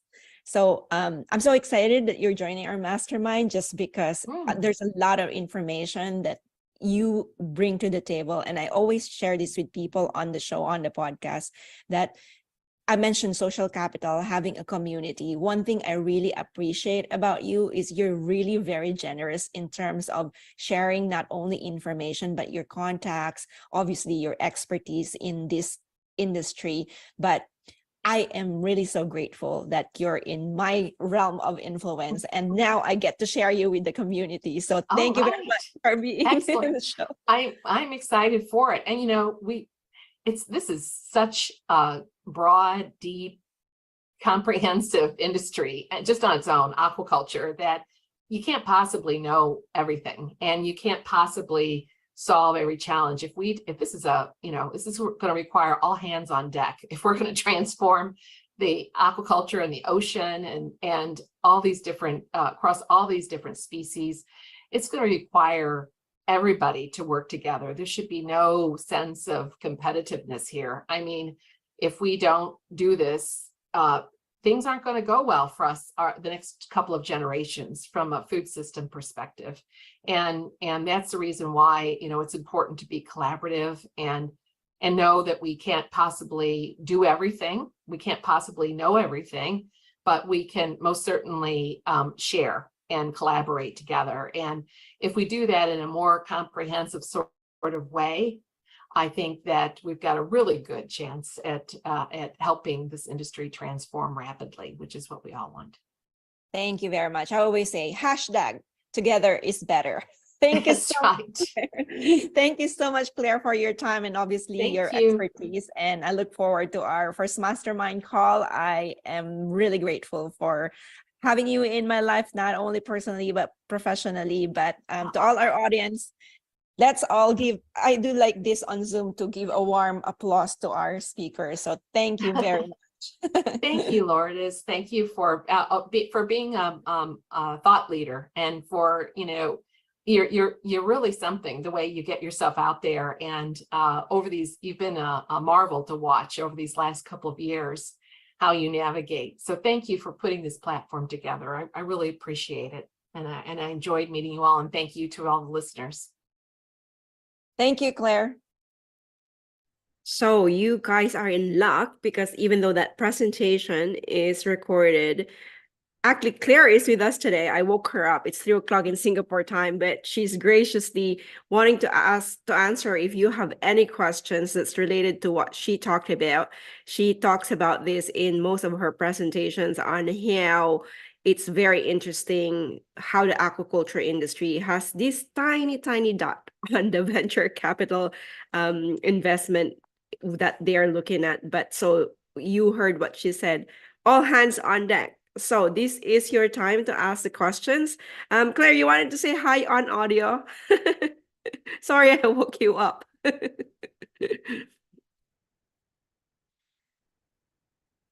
So you can chat with her too. I can see that she's on. So put your questions here. You want to say hi? I remember the first time that we had our conversation. That's the first question she asked me was. Okay, hi there. I guess it was somebody had to unmute me. Can you hear me? Yes, I can hear you. Thank you. I appreciate you. Thanks. Yeah, I'm not very sprite and eloquent at 2 a.m., but I'm happy to answer any questions the audience may have or attempt to. anyway.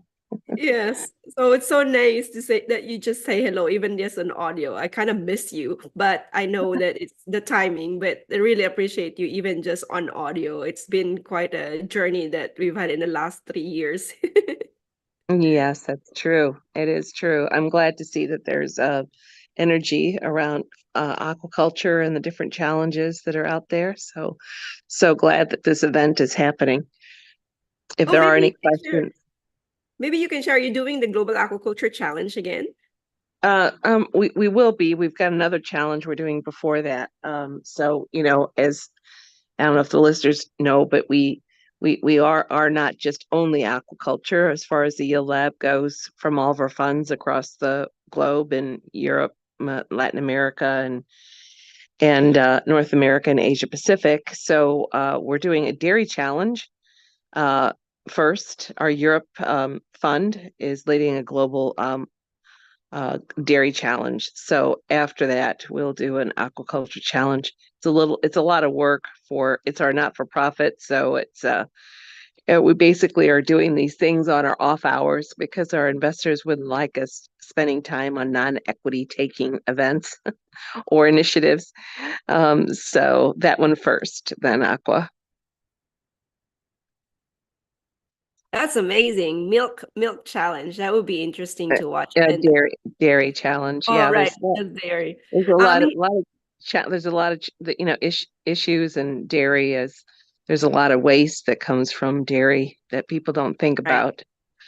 about. Aside from just the health and the of the animal and nutrition and different things like this.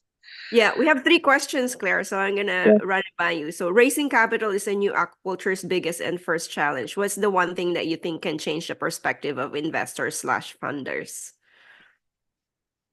Raising funds for is always a challenge, really, not just in aquaculture, but anything early stage in ag tech, agri-food is a challenge. What was the question? Was how can we change it or improve it?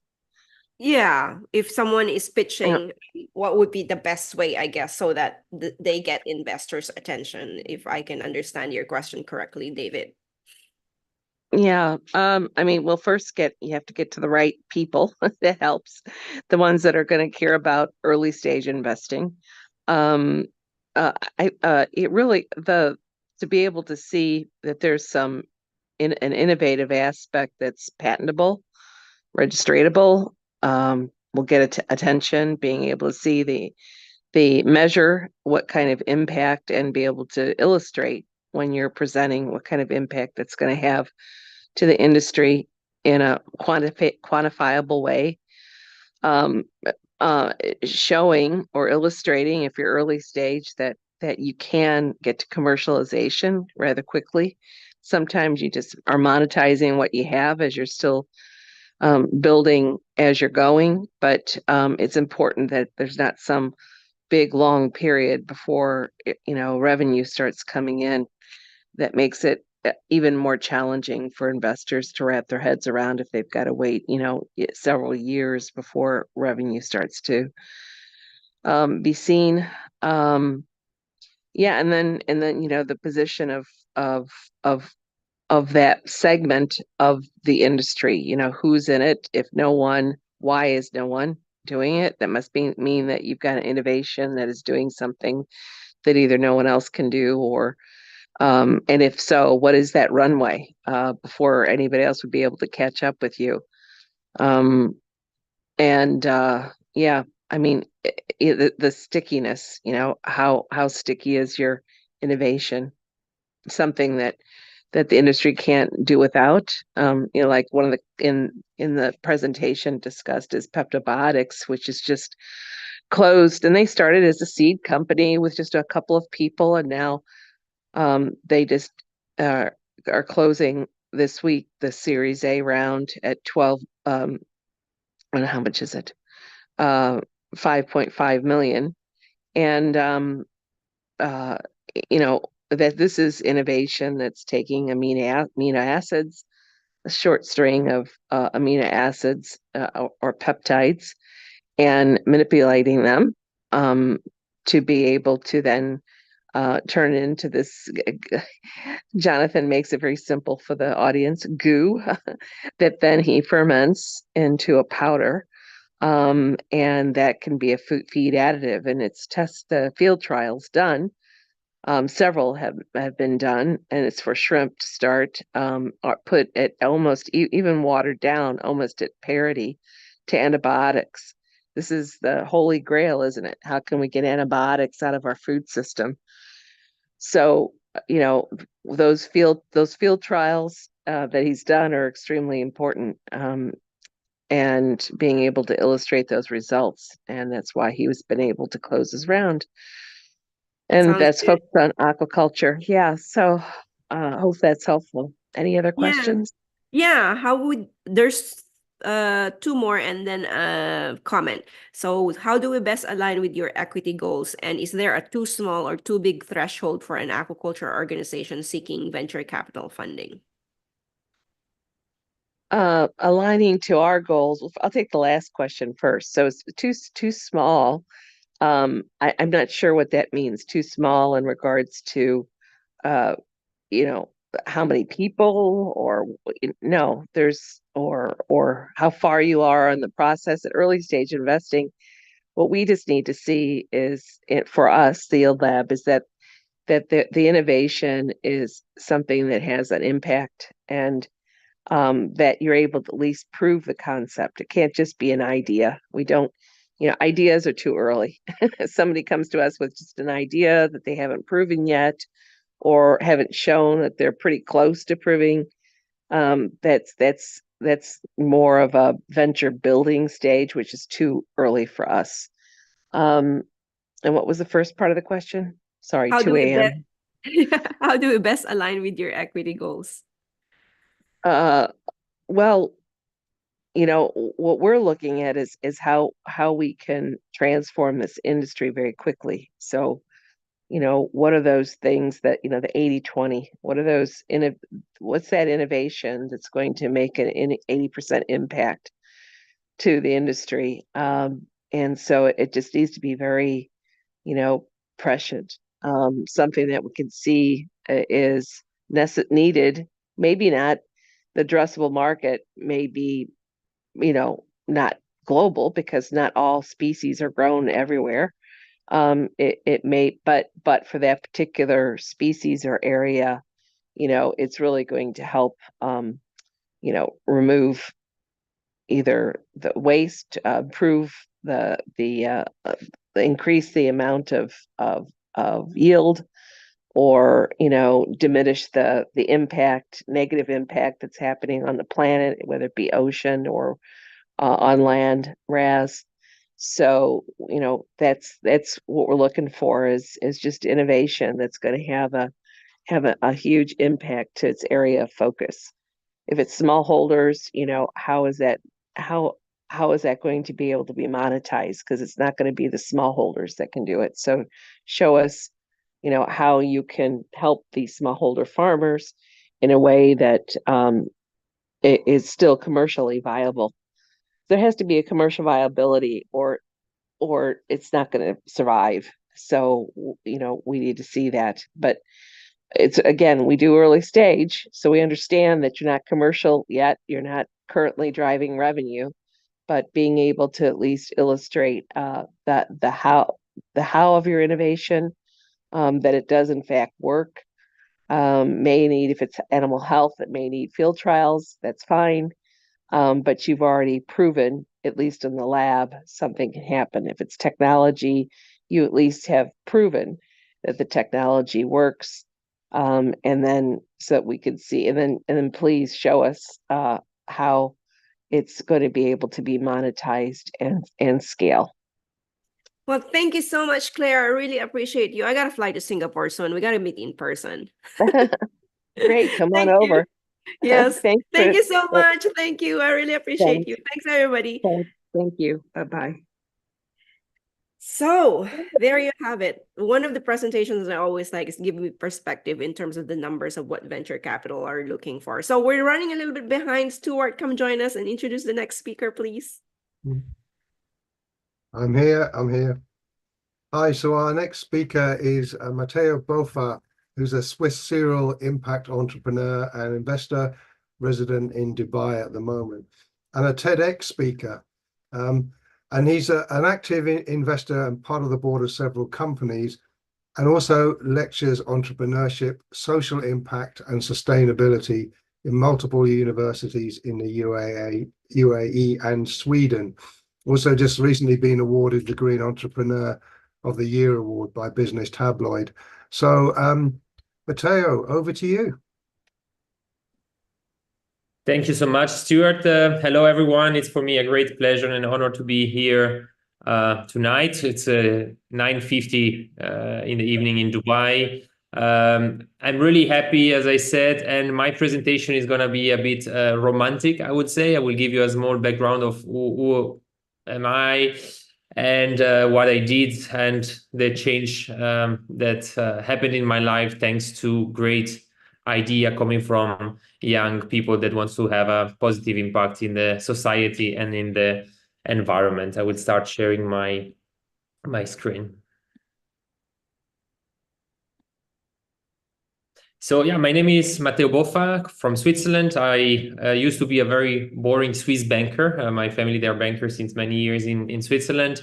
And I had a very solid job. I worked for the same bank for 8 years.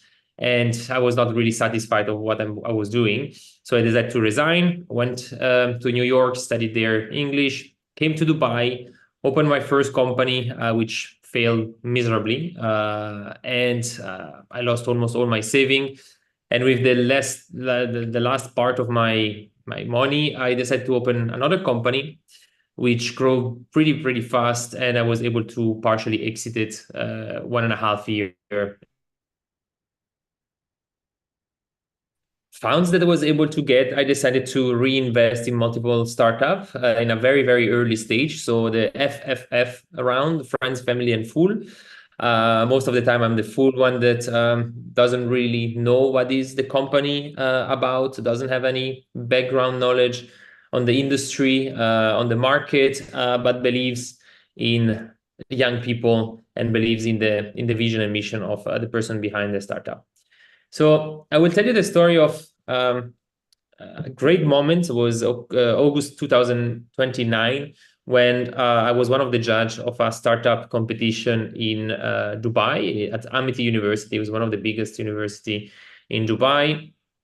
And there was this Shark Tank type of competition where the young Ashay Bave that you can see on the bottom right with this crazy curly hair came on stage and presented something innovative. So he presented the business plan of the first vegan shoe entirely made with recycled plastic bags and bottles. And he ended up this shoe that you see on the bottom left of your screen, which was not even a pair, was a left shoe, and was the most ugliest shoe I ever saw in my life. And this is made with plastic bag, the white side. And despite the fact that the shoe was extremely bad, I saw something in this great child, 19 years old, from India. I don't know. I saw something that was bright. He ended up winning the competition, and I said to him, "Listen, let's meet tomorrow. I want to talk to you." The day after, we met in a coffee shop in Dubai, and I told him, "I give you $10,000. Let's open a company together and let's transform your dream into reality." After a few months, we developed a few prototypes and we create a new he created a new design.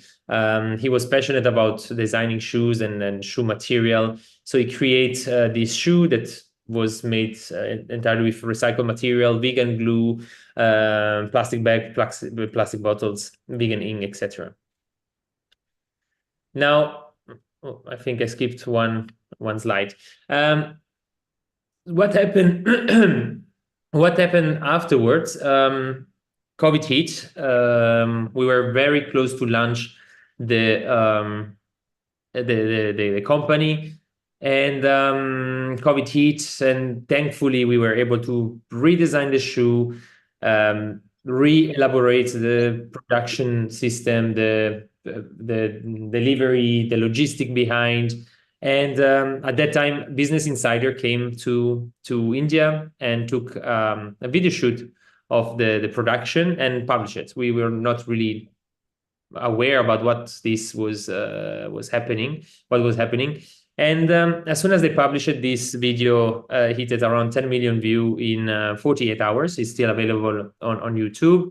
And a multi-billionaire with the B, Indian guru Anand Mahindra, saw this video and tweeted it, saying, I didn't know about this fantastic idea. He's from India, where I can find the shoes, and if this young gentleman needs an investment, count me in. So he came in touch with us a few days later, his tweet, and basically we were able to raise through his family office $1.1 million straight away. The company now is up and running. We are a distributor in Australia, New Zealand, and Europe as well. And we are now at $10 million post-money valuation. I'm really sorry that there is a missing slide, but you can find it online. Another great story, another great problem and a great solution, and a lot of luck from my side. I was out one day to some of my friends here in Dubai. Probably you think that the UAE is a place where alcohol is not allowed. Actually, it's one of the places where people party the most in the world. Of course, there is a very strict tolerance in driving and drinking, which is 0.0, which is one of the strictest possible. I was at this party house. I had a few drinks, and a friend of mine said, "Oh, you know, there is this new app. It's called Zofer. It's basically take you home, you and your car home after a few drinks, so you have no problem." So I said, "Okay, let's give it a try." In Switzerland, we have something similar, and it works pretty well. And I used the app. It was very basic, and the driver arrived after 45 minutes.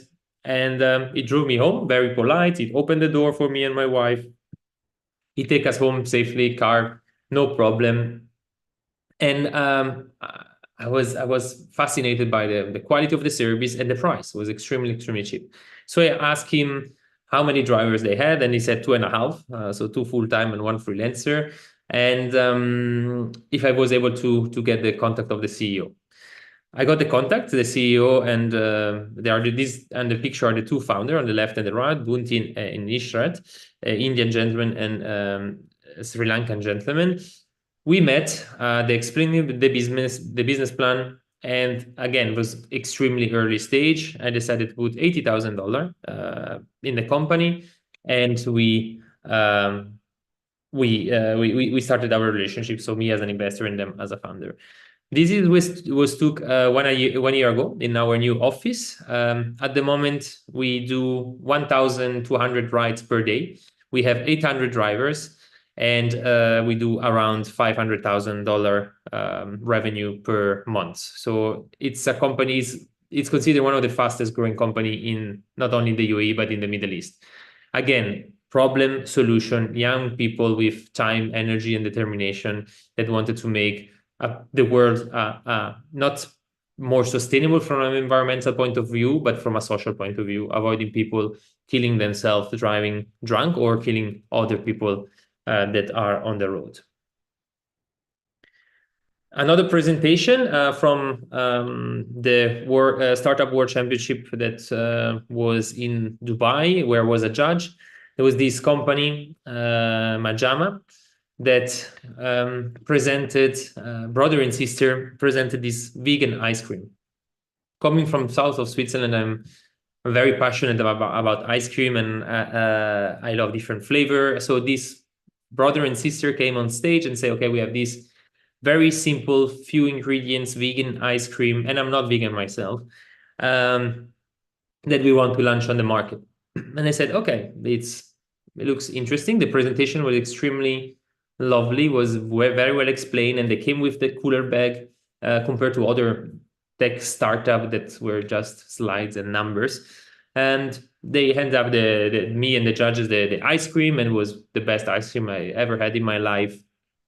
And yeah, the competition They didn't even qualify for the semifinal, but I met them after. And, to be honest, the finalists of that competition that raised some money, 5% are still alive. The rest basically doesn't exist anymore. Them, that they didn't qualify for the semifinal, so around 20 startups behind, got my investment plus another $200,000 investment.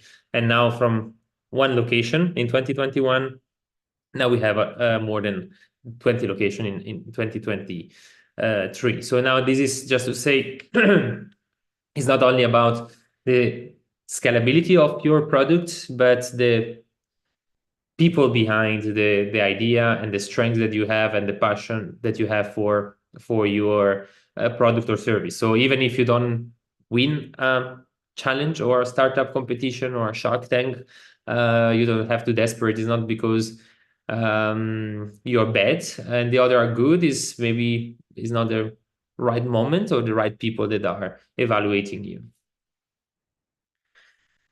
Another interesting story. So I receive multiple pitch deck online, especially through LinkedIn.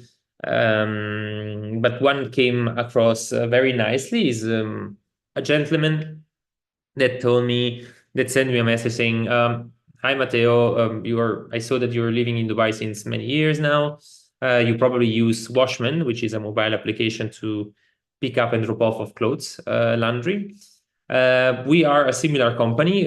We are trying to do a better service for a cheaper price.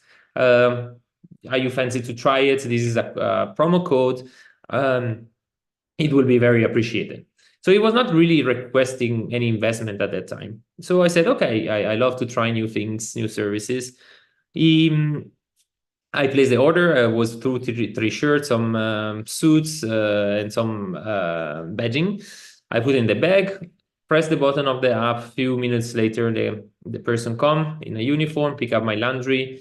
2 days after, I received my laundry bag with this note that is in the picture, explaining like, "Sorry, probably we are not still perfect. Let us know what we can do. We appreciate you as a customer."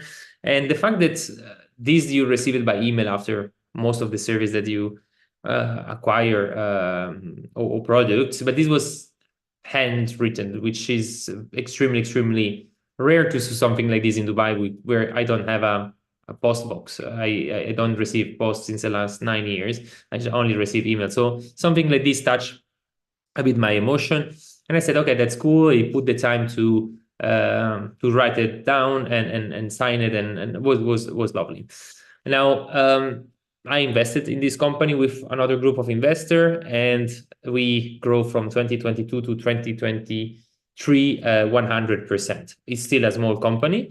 We do around 100 orders per day, but we are acquiring market shares from other laundries in the UAE.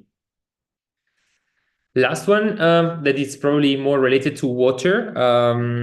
I was invited by the Mexican government last March, so a year ago, to participate in an incubator acceleration program.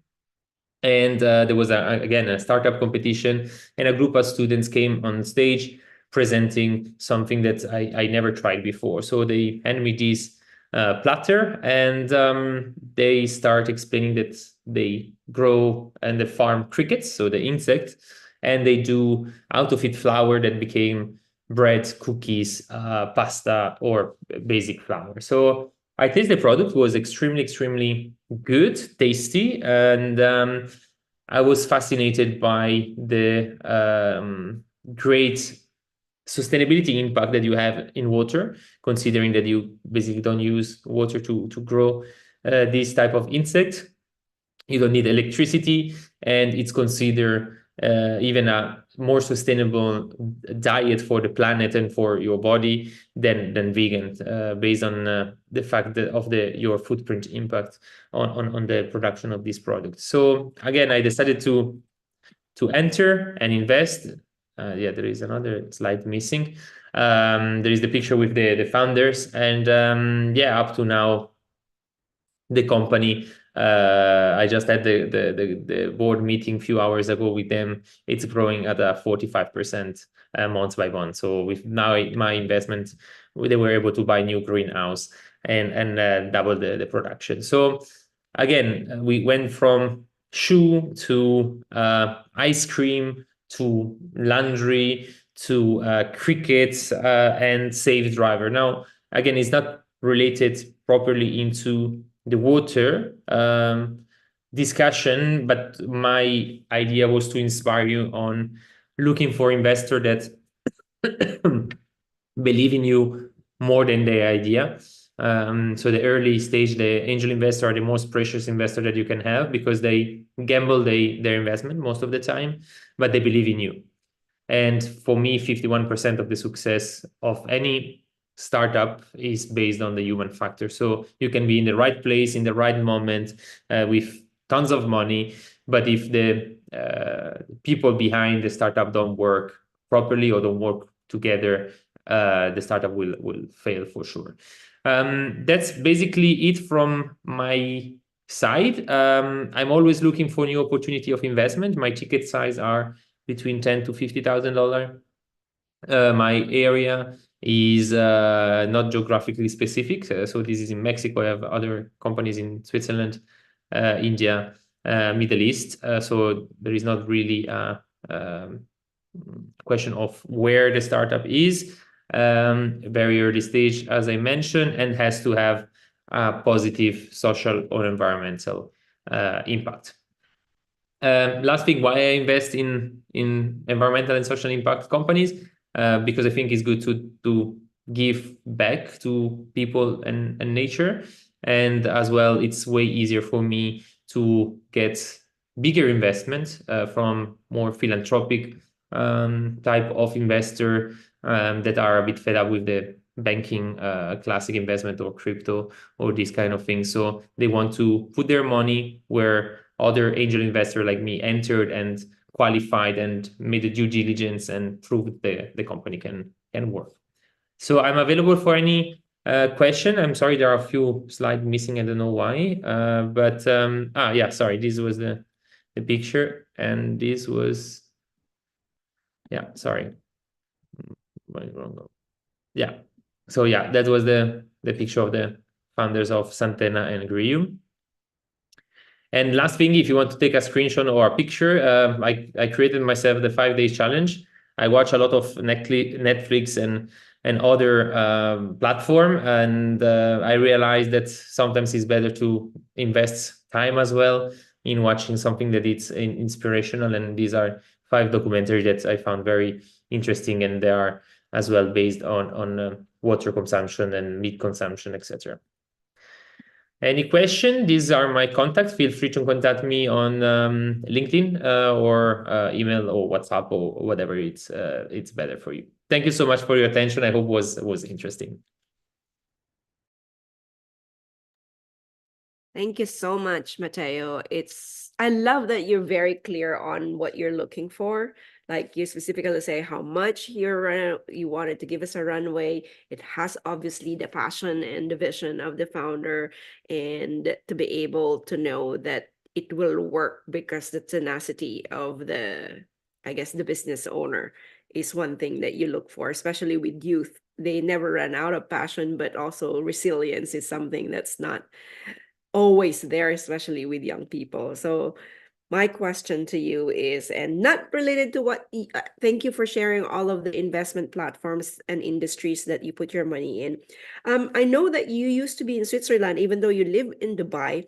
This is just something that I know is happening now, where in Switzerland is more advanced, and Singapore too, called digital assets and security tokens.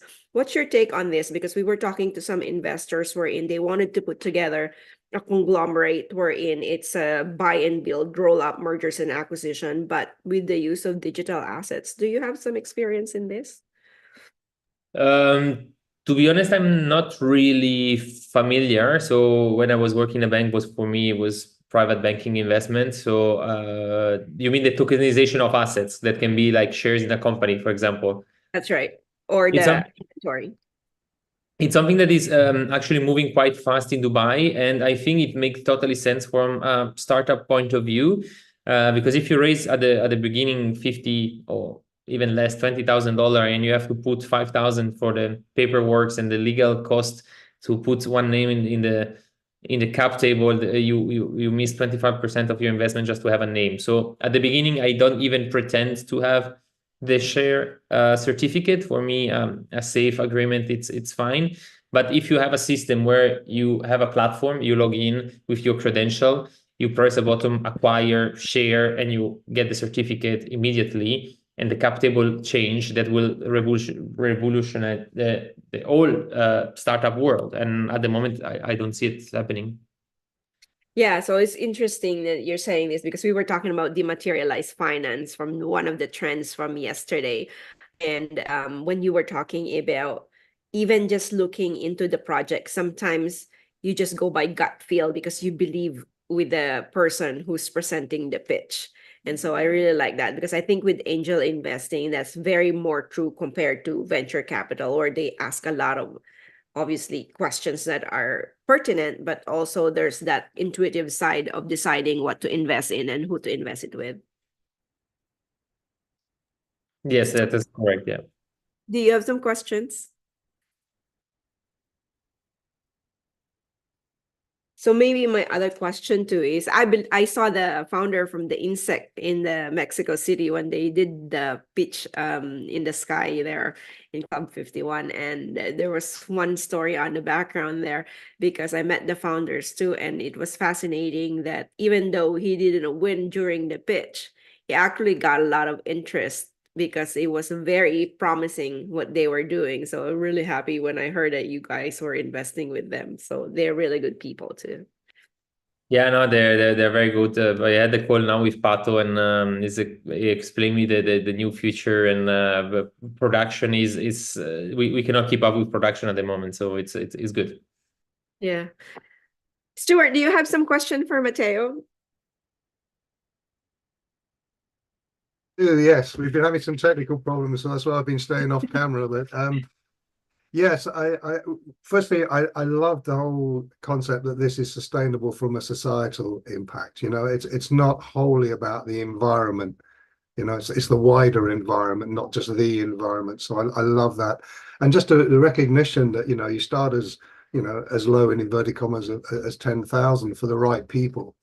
And as Lourdes was sharing, you know, for young people in particular, I love that focus. I had a question which ties into the Genius Cities thing that Lourdes shared earlier. You may not have been there, Matteo, but the cities like Dubai and the Emirates and Singapore are making a much quicker and greater impact in the world because perhaps their scale and just that they're more innovative. I just wondered if you could share something around that, maybe. Yeah, of course. You know, the Emirates celebrate 52 years of existence last year, or yeah, actually in December last year. It's a pretty young country, so, and they have quite deep pockets, if I can call it like this. So what they did is take the best technology, the best road system, the best infrastructure, the best architects.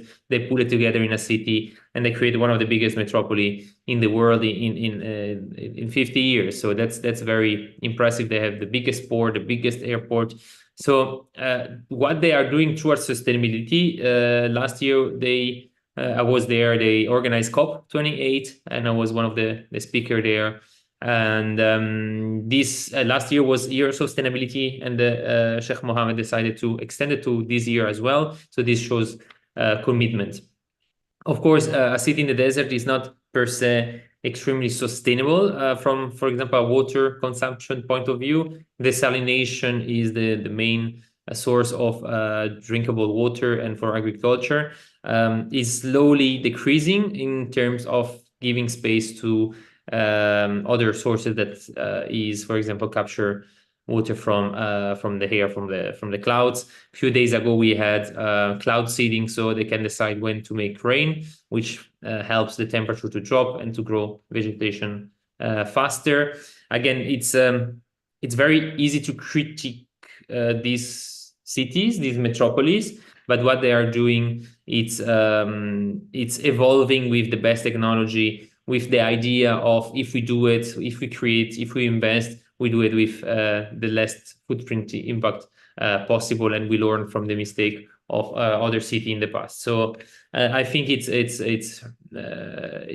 very visionary, and what they are saying they are doing, which is something that I really like here. Thank you. That's brilliant, and it ties also in with a conversation we were having earlier about the flow of things and the seasonality of things. It's probably because it's a young city. It's very innovative. It's that starting, it's spring energy, if you like, and I'm not surprised that young people are engaging with that innovation that's being fostered there. Brilliant. Well, that was, and I love that friends, family, and fool. What a brilliant expression. I'm taking that away. That's really all I have to share. How did you get into investing, Matteo? I know you mentioned about you were a banker, it didn't work out, you had your company, but what's your inner motivation to do all this? It's quite amazing what you're doing with young people. Probably the most honest answer is because I don't like to work. So I was lucky enough to make an exit after my second company. It's not that I don't like to work per se, but I prefer to invest in people that are younger than me, usually coming from a more complicated background or more difficult story, because they have eager to succeed. And maybe if they had a difficult life with, like most of the investor that I put the money in, they really want to succeed. They have the time, they have the passion, and the only small puzzle piece that they are missing is the first $5, $10, $20,000. So this is reason number one. So let your money work for you.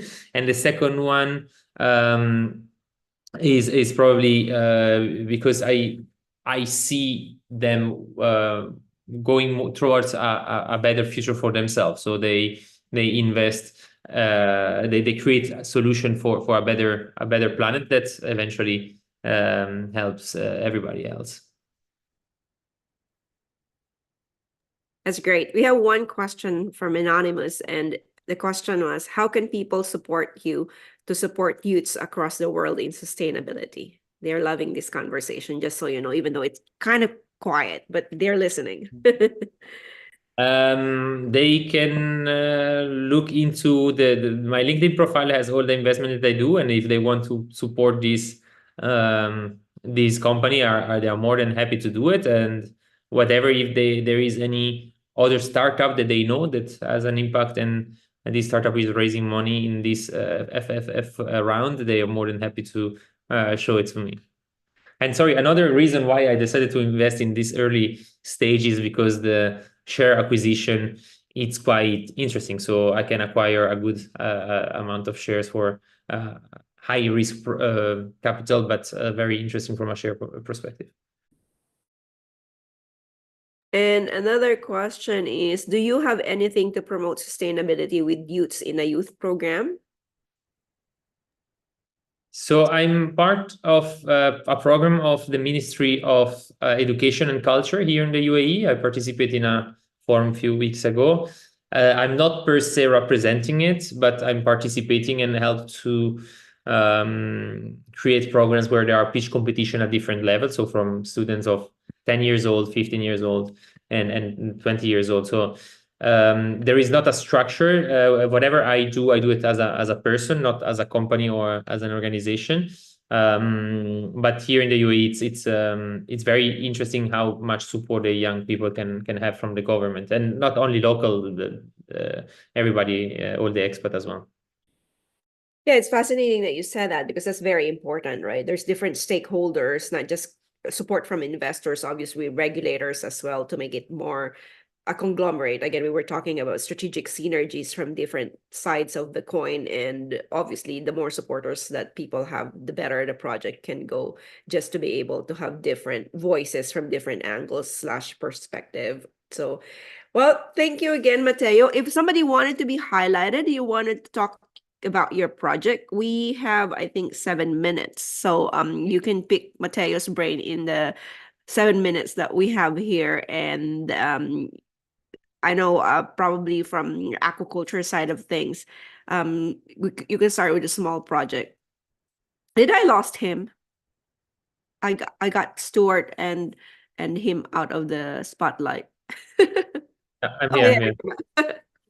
So maybe from the aquaculture side of things, the industry that I come from, most of the people need a lot of money right off the bat. So if they can start with the amount for an angel investor, what would be an ideal project for you? Let's say that involves a youth that you would want to look at. Whatever, again, I'm not an expert in many fields of the investment that I did. Whatever finds a problem and a solution that can be implemented and replicated in different market, it's for me interesting. And prototype stages as well, good enough, where they just have to take it from rough, rudimentary prototype to something a bit more industrial. I have connection for industrial production in India, for example, for different type of products. So this is another added value, and as well the connection with other investors. So when I enter, sometimes I enter alone, or sometimes we share the round with other 2-3 investors that are here in Dubai. So again, there is not really a specific product or service that I'm looking into. Whatever you think it can fit in my portfolio is more than welcome. I love that you said that. I cannot reiterate enough the 3 capitals, not just financial and intellectual. That was a great example of what you just said, wherein you had connections, wherein it doesn't necessarily have that you do it one alone. It can be a big project, and then you have your whole network backing up if it needs more funding. So thank you. Yeah, and maybe a few words related to what I evaluate sustainability. For me, in a startup, sustainability is 3 pillars, which are environmental sustainability. In whatever product or service, you need to have environmental sustainability. Social impact and social sustainability means the people that are producing or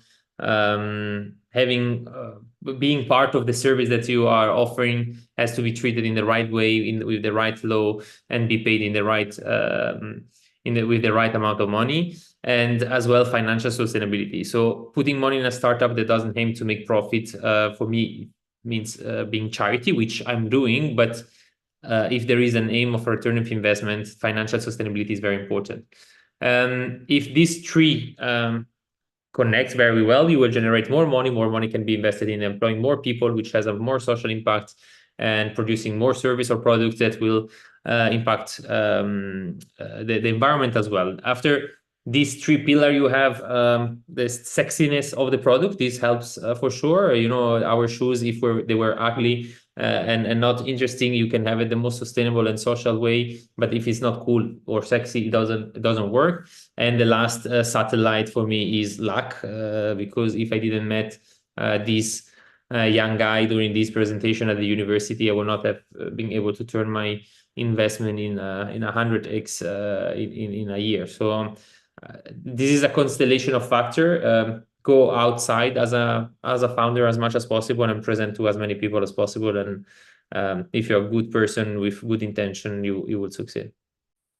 I think that's the key to what you just said there. Present to as many people as you can, because at one point or another, somebody's going to say yes. Just have that tenacity to be able to know that if you're doing something good, it will gain traction no matter what. I think we have one question from the audience. Can your network do a 50 million investment? 50 million? To be honest, I have very small pocket. Actually, it depends that I have now. I don't even have pockets. 50 million, it's something that I personally, I have to be honest, we don't do this type of ticket. We are a group of angel. We enter early. We flip our shares before round B. So I don't have the capability, and our network is not as big as 50 million. Sounds good. Don, you can send us what your project is. I'd be interested to know. I have another network that is in this other category. So it'd be good to know what that looks like as well. But thank you so much for your time, Mateo. I know it's late in Dubai. I had a chance to go to Dubai in January and I didn't. And the people who invited us over is actually the Real Housewives of Dubai and his and the husband Carayo, who is doing a retreat in May actually in Bali. So, and one of the things that I learned from that couple was, and you know this as well as an investor, at the end of the day, we discussed this earlier this morning. Everything is about quality of life, and we will not be able to carry whatever we accumulate here on earth, but it will be like the balance on how we treated each other and the good that we did to the world, which is what you were doing with your impact investment. So thank you once again for your time and for your presence, and I really appreciate you being here today. Thank you, Lourdes. Thank you, Stuart. And thank you for everybody that's pay attention. As again, I'm available for any offline discussion. Have a wonderful rest of the day. Thank you, Mateo. Brilliant. Thank you, Mateo. Wow, that was a big morning, Stuart. It was. So we're gonna go into some breakout rooms now as an opportunity for you guys to do some of the talking, sharing, and I invite people please to come into these groups. There is a break coming later where you can do the P and a T or whatever it is. So please come and engage in these groups and share your insights, share what you learned, and just support your peers on this call. Sounds good. So we're going to have two groups, one led by Stuart, one led by me, and we're going to go into breakout rooms. So take it away. And I think the question is, what's your biggest takeaway and what's an action step that you're doing from the trends that you learned today? So I'm waiting for the breakout room.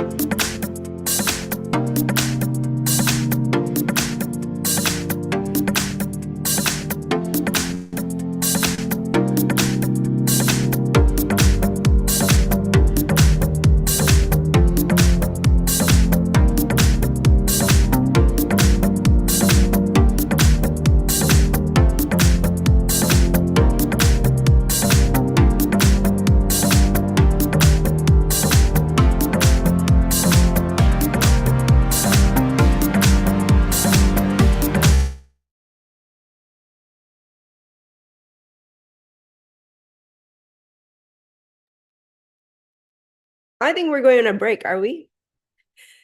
So, yeah, we're going on a break in a moment, but I just wonder whether, if anyone would like to share what came out of their rooms just for a few minutes, and then we are going to go for a break. So Lourdes, are we going to be able to rejoin after this break or what? Yes, or you can just put your camera off, and then you just come back in. Okay, well, my camera's off. I got a little thing that says your breakout session is going to quit in 5, 4, 3, 2, 1, and then I ended up back here again. So I'd love to go back into our breakout room and continue the discussion that we were just having. I know, it's gotten interesting. Would you like to share some of that? Is it Don? Would you like to share the other room? Sure. I mean, we were getting into the weeds there on a bit, no pun intended. No, I started by saying, I'm an investment banker that's working with a company in aquaculture, and they are very experienced farmers and have done a lot of projects all around the world on all 6 continents, all various species and sizes and shapes, from small 50, 100 ton farms all the way up to, I think the largest they did was about 5,000 or 6,000 ton farms. And we have some interesting technology, patented technology that's being used in this particular farm that we're building. And we'd be happy to share that once we go offline, because there's some animation and things like that we should put up on the screen that shows how the actual technology works. And and we'll incorporate some AI, and we're very automated in our process. We use sensors and all that, but it hasn't been the main thrust of our story that we're a tech play. And that was sort of my comment earlier, was that there's a lot of investment dollars being devoted towards the technologies, whether it's AI or sensors or any other technologies, that support the farmers, in their farms, but there's very little investment going into the actual farms themselves. So in a project like the one I'm referring to, which is on Vancouver Island, it's a $125 million project. So it's not a venture capital or a VC type of investment. We're not looking for angels or anything like that. We're looking for people that, are interested in, investing directly into the farm itself, which does have some technology. And we've had discussions internally, and maybe our story should be, changed a bit to be more of a tech story as opposed to we're trying to grow fish here. But, and that's certainly something we'd be open to exploring more, I guess. But as I said, we do a poor job as an industry in terms of promoting ourselves.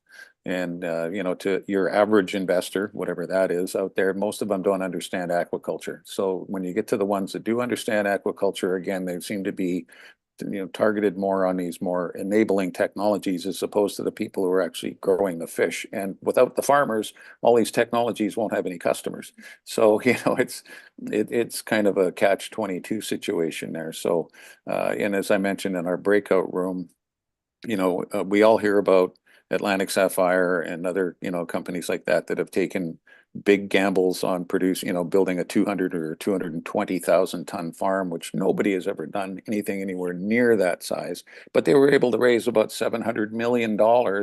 And I think last year they might have produced 3,000 tons of fish. So, that tends to suck all the oxygen out of the room from the media's perspective, because that makes headlines. They don't talk about all the other smaller farmers around the world that are doing just fine, thanks very much, because we don't, most of them are just busy doing their businesses, and we don't have an industry voice that, that's very cohesive in terms of promoting the industry and all the great things that are going on in it. All we hear about is the plane crash, Atlantic Sapphire, Atlantic Sapphire, Atlantic Sapphire. So that's the first thing when an investor Googles aquaculture. That's what pops up on page one, and sort of thing. So it's tough to get around that mindset when you're going in looking for investment dollars, even though it's a very experienced team that's done this 170 times around the world, and we're using patented technology processes, but we're not using, there's no tech special sauce here that says, oh, we've invented some code that makes fish grow faster or something like that. It's not that kind of a play at all. It's, there's pretty meat and potatoes with a technology angle to it, but, that gets lost out there in the messaging. And that's one of the problems that we're experiencing in terms of, raising capital. We have been successful in getting banks to, write term sheets to provide, 65% of the project cost in debt financing. But equity investors, they tend to be a lot in this industry tend to be more VC types that are smaller investors. And we need equity investors that can write $50 to $60 million checks. Thank you, Don. And Lourdes, that's probably in your wheelhouse. I don't know if you wish to reply.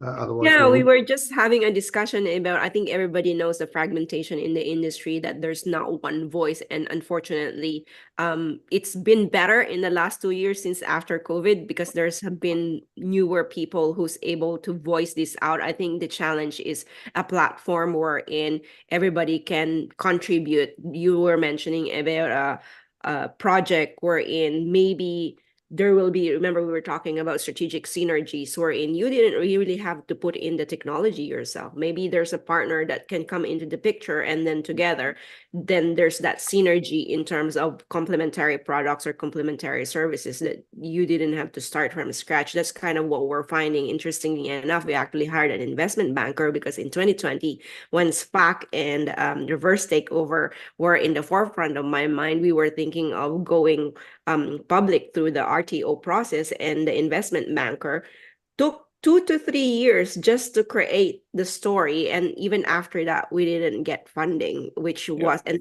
then it was too late because the economy turned around. On hindsight, it was good that we didn't, because we were too small and we didn't find a partnership. The idea was to rebrand from shellfish to seafood to food. And even then, the merger and acquisition plan at that time just was not panning out. So we just have to change the strategy. So I would be happy to have conversation in terms on how to, that's why we ended up doing the podcast, because we wanted to get the word out that there's this whole industry that's not been looked into. And there are more people and investors now in the last 3 years that have been looking into the industry. But I do agree with you. The brick and mortar are being left behind just because most of the companies that are being funded are mostly with technology. Interestingly enough, I saw on Instagram this morning about Y Combinator talking about the number of people that they're funding is actually 50% tech and 50% still boils down to the principles of it boils down to the founder, the team, and the vision of the company. So that's still very much applicable. So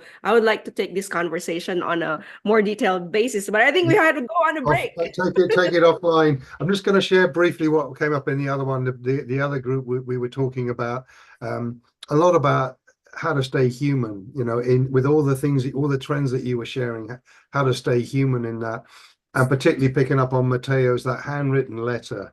And, you know, something like that brings you right back to customer service, back to humanity, back to humanness. And that's what we were sharing there. So, right, before I get told off by the team in the background, it's time to go for a break now. The timer is going to come up for 15 minutes. So we're looking at 4 minutes past the hour. Thank you very much and see you later. Please do come back. Sure. A great speaker and Sid Mehta coming up in a moment. Stuart, we're actually only 10 minutes. So Okay. 10 minutes. Thank you. No worries.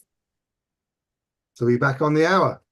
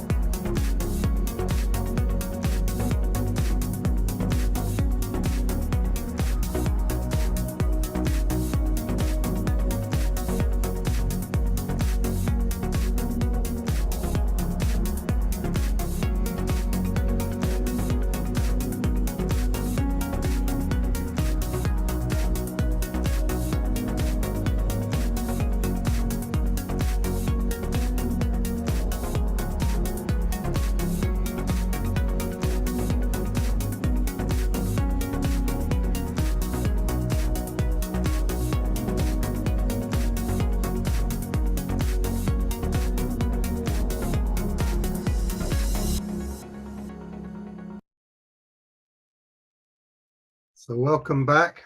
Thank you for coming back. We've got a fantastic speaker lined up for us now. Lourdes, I don't know whether you're coming to join us, but so our next speaker is Sid Mehta, and I think you're in for a fun time now. So his bio says playing offense, board member, first last mile partnerships, relentless positivity, addicted to tennis, and I think that probably gives you a flavor. So it's about shaping how the SFU community, and I'm sure he'll explain that, eats, travels, works, and celebrates. I lead with a sustainable lens on a 60 million annual turnover, committed to fostering an inclusive and responsible experience for all. So welcome, Sid, and take it away. Thanks, Stuart, for such a generous introduction. I think addiction to tennis is probably what gets me most in trouble, both at home and at work. But today I'm really excited to talk about how we lead at SFU in terms of our operations. So I'm going to take a second to just share my screen.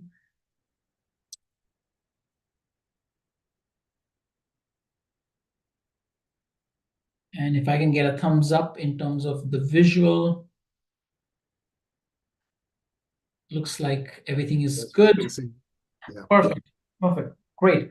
So obviously, first and foremost, I want to acknowledge that I am speaking from the unceded traditional lands of the Coast Salish people, including Musqueam, Tsleil-Waututh, and Coquitlam. And I personally come from a land, from a family of farmers. My grandfather and father were farmers, mango farmers on the west coast of India. And then 20 years back, I had the opportunity to come to Canada as a student. And here I am working at a university. So the life has come a full circle for sure. I want to talk a little bit about the climate emergency and how that is shaping our view of how we engage with the community and serve with the community. And I think it goes without a doubt that we know that our planet is burning. We know that for a number of reasons. We also know that the health of our people is also not where we want to be in terms of the advancements that we've done as a community, as a planet. I think we remain a bit behind on the people aspect as well. And so we are faced with this dual threat of people and planet, and at the intersection of this is climate. And I'm going to try and shape this narrative a bit around how they intersect, and then how we can lead as a community, as an institution, and individually as well. And so this is, Earth, we know that 6 out of the 9 planetary boundaries we've crossed. And if you look at it, and if you look at the 9 planetary boundaries, all that red stuff is not good for us, whether it's land systems, whether it's fresh water, whether it's climate change in terms of greenhouse gases. But what also is concerning is that the biodiversity, we're losing a lot of our biodiversity. What this translates to is we just don't have the kind of depth of that biodiversity that we used to have, whether it is the number of freshwater fishes in our oceans, whether it's the number of mammals and the different types of mammal groups that we had. And so if you look on the right of the screen, or at least my right of the screen, is this image of our globe. All the red and orange areas are where we've lost biodiversity, so much so that it is not in the safe operating zone. And we see that play out in terms of our own province when it comes to forest fires and floods and so on and so forth.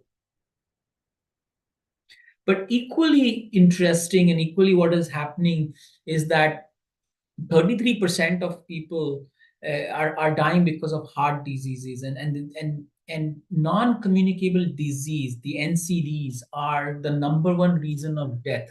It is not war, and it isn't invasive. It is non-communicable, and #1 reason for non-communicable disease is food, is our diets. And so if you look at the ecosystem of what I've shown on this slide, you will, one thing to keep in mind is that the NCDs are all related to food.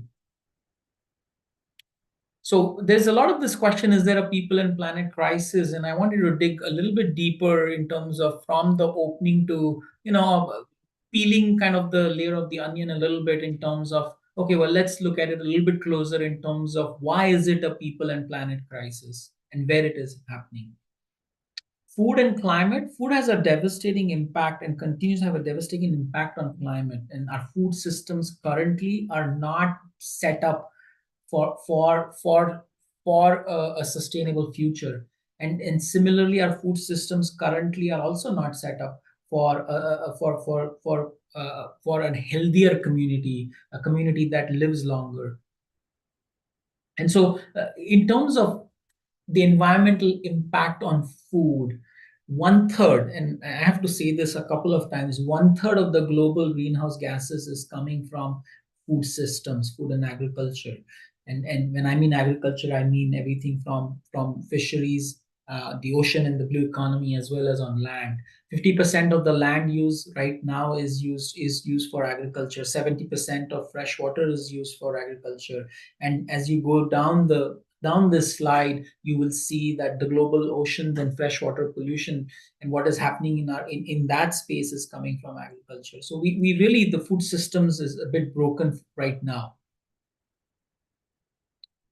A lot of these food systems are driven by our eating habits and what is happening in terms of our diets. And to give you a sense of it, eating meat creates more greenhouse gases. And if you look at it, we're looking at carbon dioxide, and in terms of the high meat consumption that we have, especially in North America, we have around 10 kilograms of meat that is consumed, 10 kilograms of carbon that is emitted on a high meat diet versus versus when you look at a fish diet or a vegetarian diet or a vegan diet, you're looking at kind of just the staggering differences between the diets. High meat diets also need more water, and so if you look at it, 890 liters for a high meat diet to 710 and 400 for vegan diets. When we think about this and then we look at the other side, the demand for meat is also going up. The production of meat has doubled in the last 30 years from 1988 to 2018.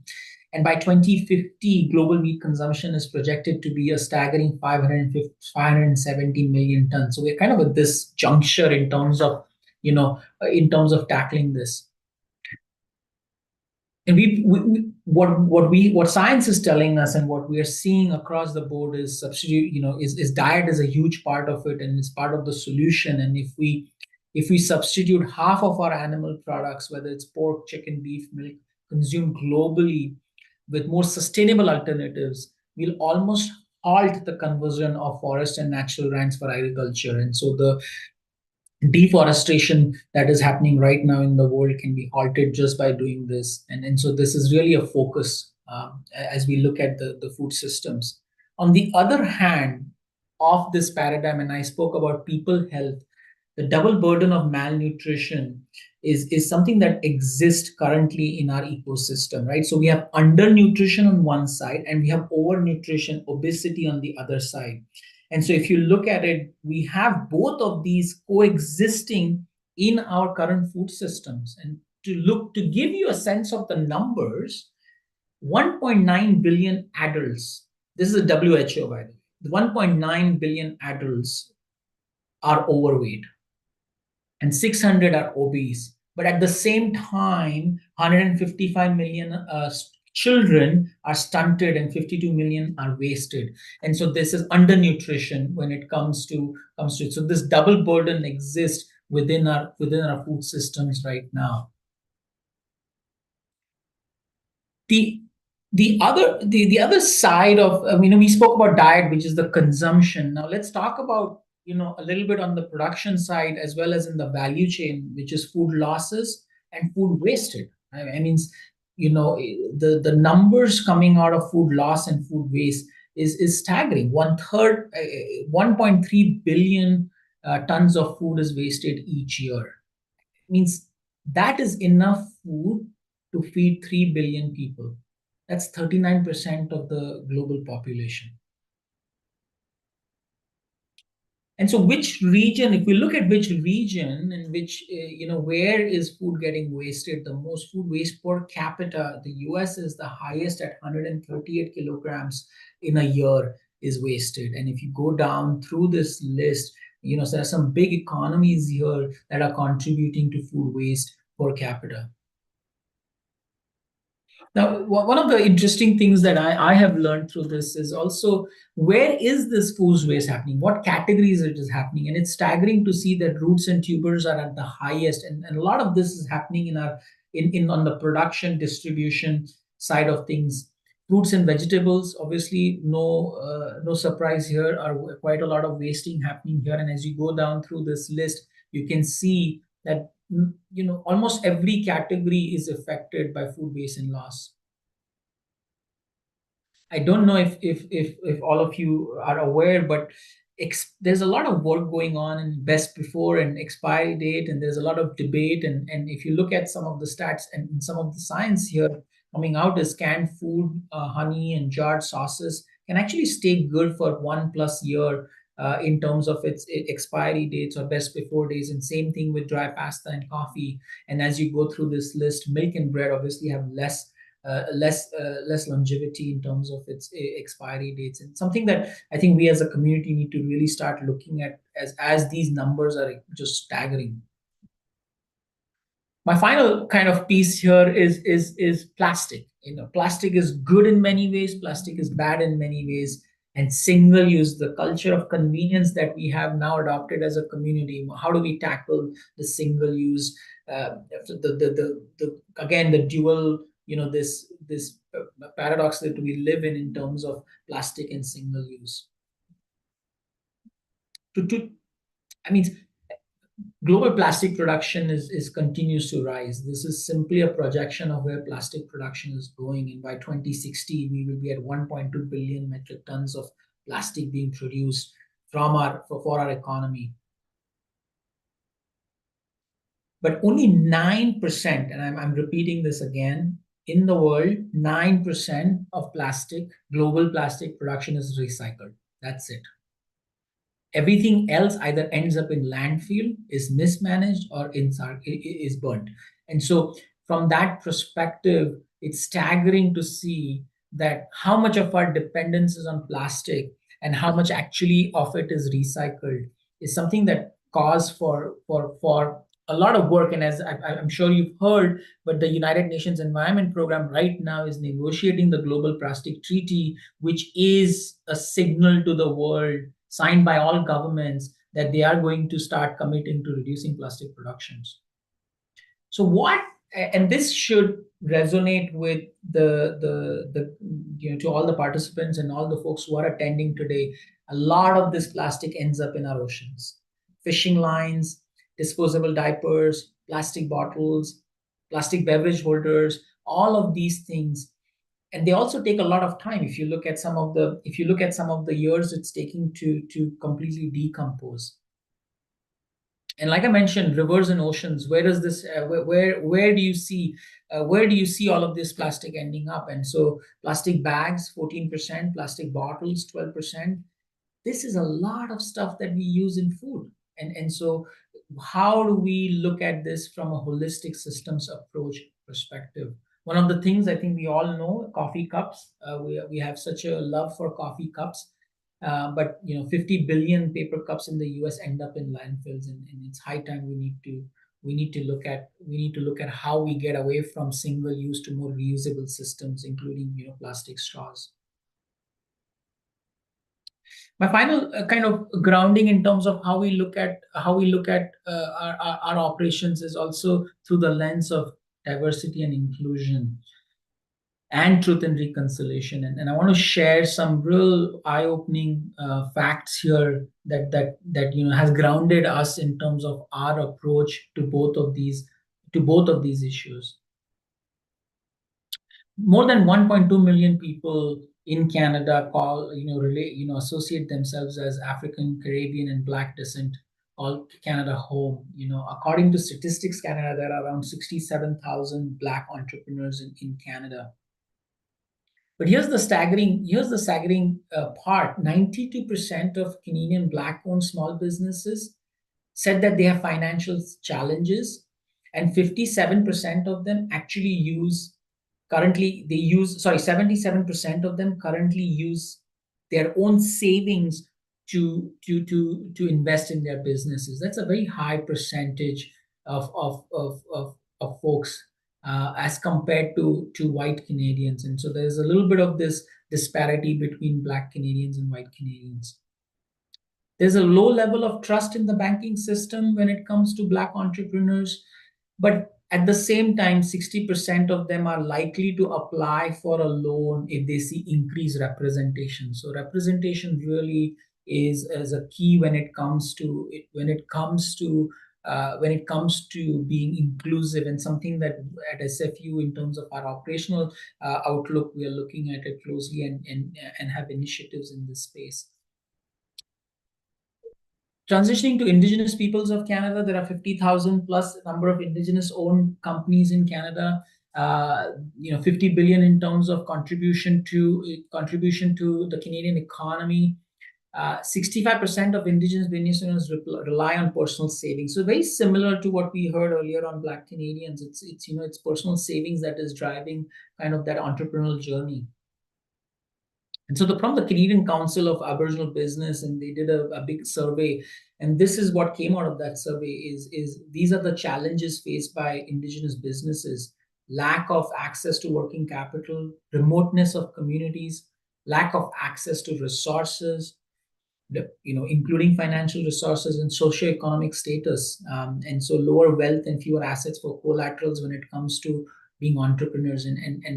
And these are some, and these are spaces where an institution like SFU can really support and move the needle. And so with that grounding and that knowledge and that learning and that journey, we believe universities can lead from an operational perspective. We have to raise our ambition. There is no other way, and we can't ignore these stats. And with 213 million students and 22 million staff globally, we have a sizable platform to raise our ambition.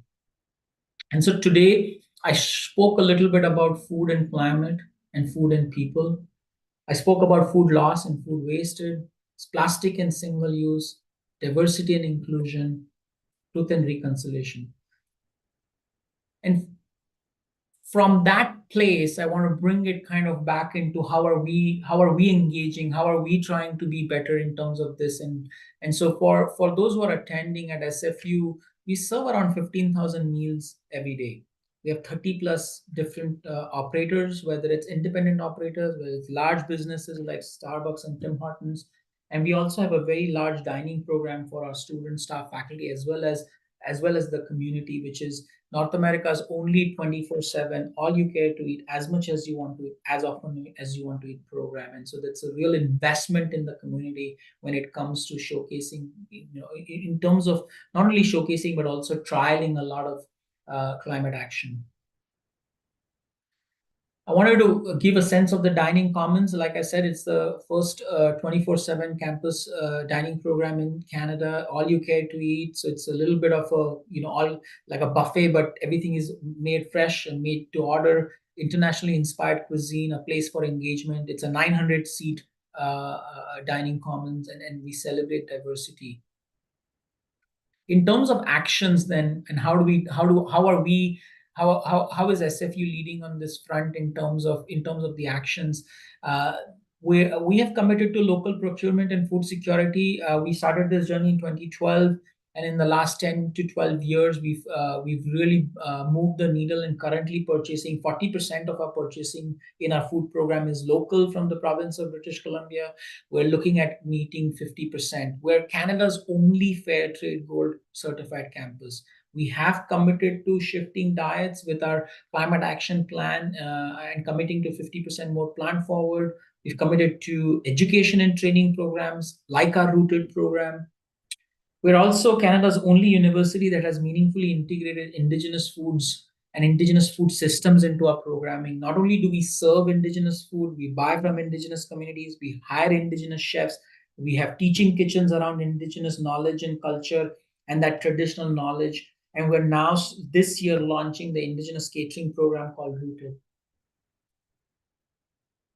We have eliminated, we have a massive program called Reuse for Good to eliminate single-use plastic and products. We banned plastic on campus a couple of years back. So we have no plastic bottle, no plastic pop, no plastic juice, energy drinks. We do not have plastic on our campus. We have introduced reusable programs. So if you do come off on our campus, you will have access to reusable. We recycle all our chopsticks, and we offer single-use free catering programs as well. We've invested in food waste and loss, both on the plate as well as in the kitchen. And we've launched our foodie program, which is really trying to bring the community together and bring the foodie out of each of one of us in the community. And I know that all of us at some point in our journey, we are foodies. And so we want to try and bring and connect the community through our foodie program. Finally, in terms of diversity, we work with a lot of diverse stakeholders. We've partnered with Taipei Catering, which is a Syrian women-owned catering company. We partner with Black-only restaurants to do catering events. We have a highly diverse team, and we invest in training. There is food security challenges on our campuses, and we co-lead and co-create food security programs, whether it's the pantry, whether it's the fridge, whether it's fundraising, donation, or holiday meals. And finally, we are embarking on carbon neutral events. It's our commitment to really start looking at how do we look at our events portfolio and offer carbon neutral events.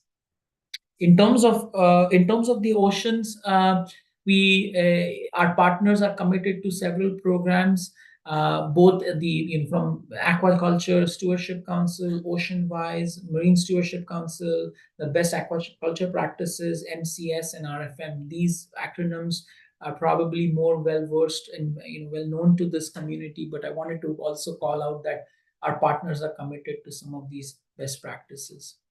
I want to leave you guys with what can we do, or what can you do in this space. Open the too difficult box. Don't wait for the solution, help create it. Good enough is good. Bring relentless positivity. This is tough. We all as leaders need positivity in this space, or the relentless negativity will kill us. So this is why I talk about playing offense, and I talk about being relentlessly positive, and be a leader. Be the first person in, lead by example. And so those are some of the things that I'd share with this group in terms of what can we do. And so that concludes kind of my presentation. I'm happy to answer any questions you may have. Hopefully I'm on track in terms of time, but if I've taken more time, I apologize. Yeah, you're good with time. Very good with time. Perfect. So, Sid, thank you so much for that. That was amazing, and I love that idea of no plastic on the campus. As a starting point, and all the many other activities you got there.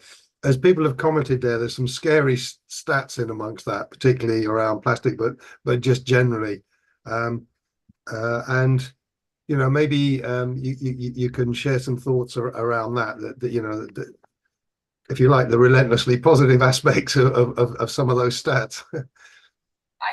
They are real. I mean, they're all coming from reputable sources. There is this, plastic has and continue. It is a dual thing, right? Plastic enables so many things when it comes to reaching the most vulnerable population, when it comes to food and food security. But it also then has this dual trade-off in terms of the pollution and in terms of the impact it has on our oceans, on our lands, in terms of the biodiversity loss, and so on and so forth. So there is a lot of work going on. If you are more interested in the plastics work, it is right now hot topic. The UNEP, the United Nations Environment Program, I think they had a meeting last week or 2 weeks back, final negotiation text on the Global Plastics Treaty. So just like the Paris Agreement was a marquee moment on climate action, the Plastics Treaty is going to be one of those that commits nations to work towards a reduction of plastics in our economy. And so it's a tough one. At SFU, I think we've failed. I mean, we failed for every year. We fail in trying to get better. And in that failure, we are learning, and innovation is happening. Innovation, in my view, doesn't happen when you're doing really well. Innovation always happens when you are trying things out, failing, learning, iterating. And so our journey on single use, our journey on deploying a campus wide and whatever big campus, 40,000 students, 40,000 people on our campus every given day. We are trying to build an ecosystem that allows us to make it frictionless, easy, accessible, affordable, single-use, reusable program. And so I'm happy to share more on that platform, but I invite you to come to campus and try it out. That's fantastic. Yeah, I can read the chat for you if you want. No, I can read it. Who was the reasoning behind creating this setup at the university, and who spearheaded it? If I linking into, okay, trust me, folks, it's the students. It's their future. It's not. It's for someone like me, it's the students. Our Reuse for Good program, where we elimination of single use, is student led. The disinvestment for fossil fuel, SFU disinvested all its investment for fossil fuel, student led. A lot of this comes from our students. Either they are leading it, they are advocating for it, or we are listening to them in terms of trying to understand their needs. And so whether it's plastics, whether it's food-based, whether it's shifting their diets, whether it's making it affordable for them, accessible for them, you don't want to put students into a program that says, you can only eat between 6 a.m. and 9 p.m. And that's why we have invested so much in our 24/7 dining program, so that to make it, not have so much pressure on our students. So that's really the reasoning. And I'd imagine that the whole inclusivity thing is also coming from that generation who, they don't understand how people of my generation could ever do the things that we did in the past. It's just alien to them. Yeah, I mean, my 9 years old, my 7 years, or my 9-year son and 7-year-old daughter, their view of things is so different and so much more informed on climate than we were or we are. And so I think the next generation is way ahead, and we have to serve it. We have to serve them. We have to listen to them, and we have to change, in my view. And Jesse's made a comment there, but he loves the idea of good enough is good.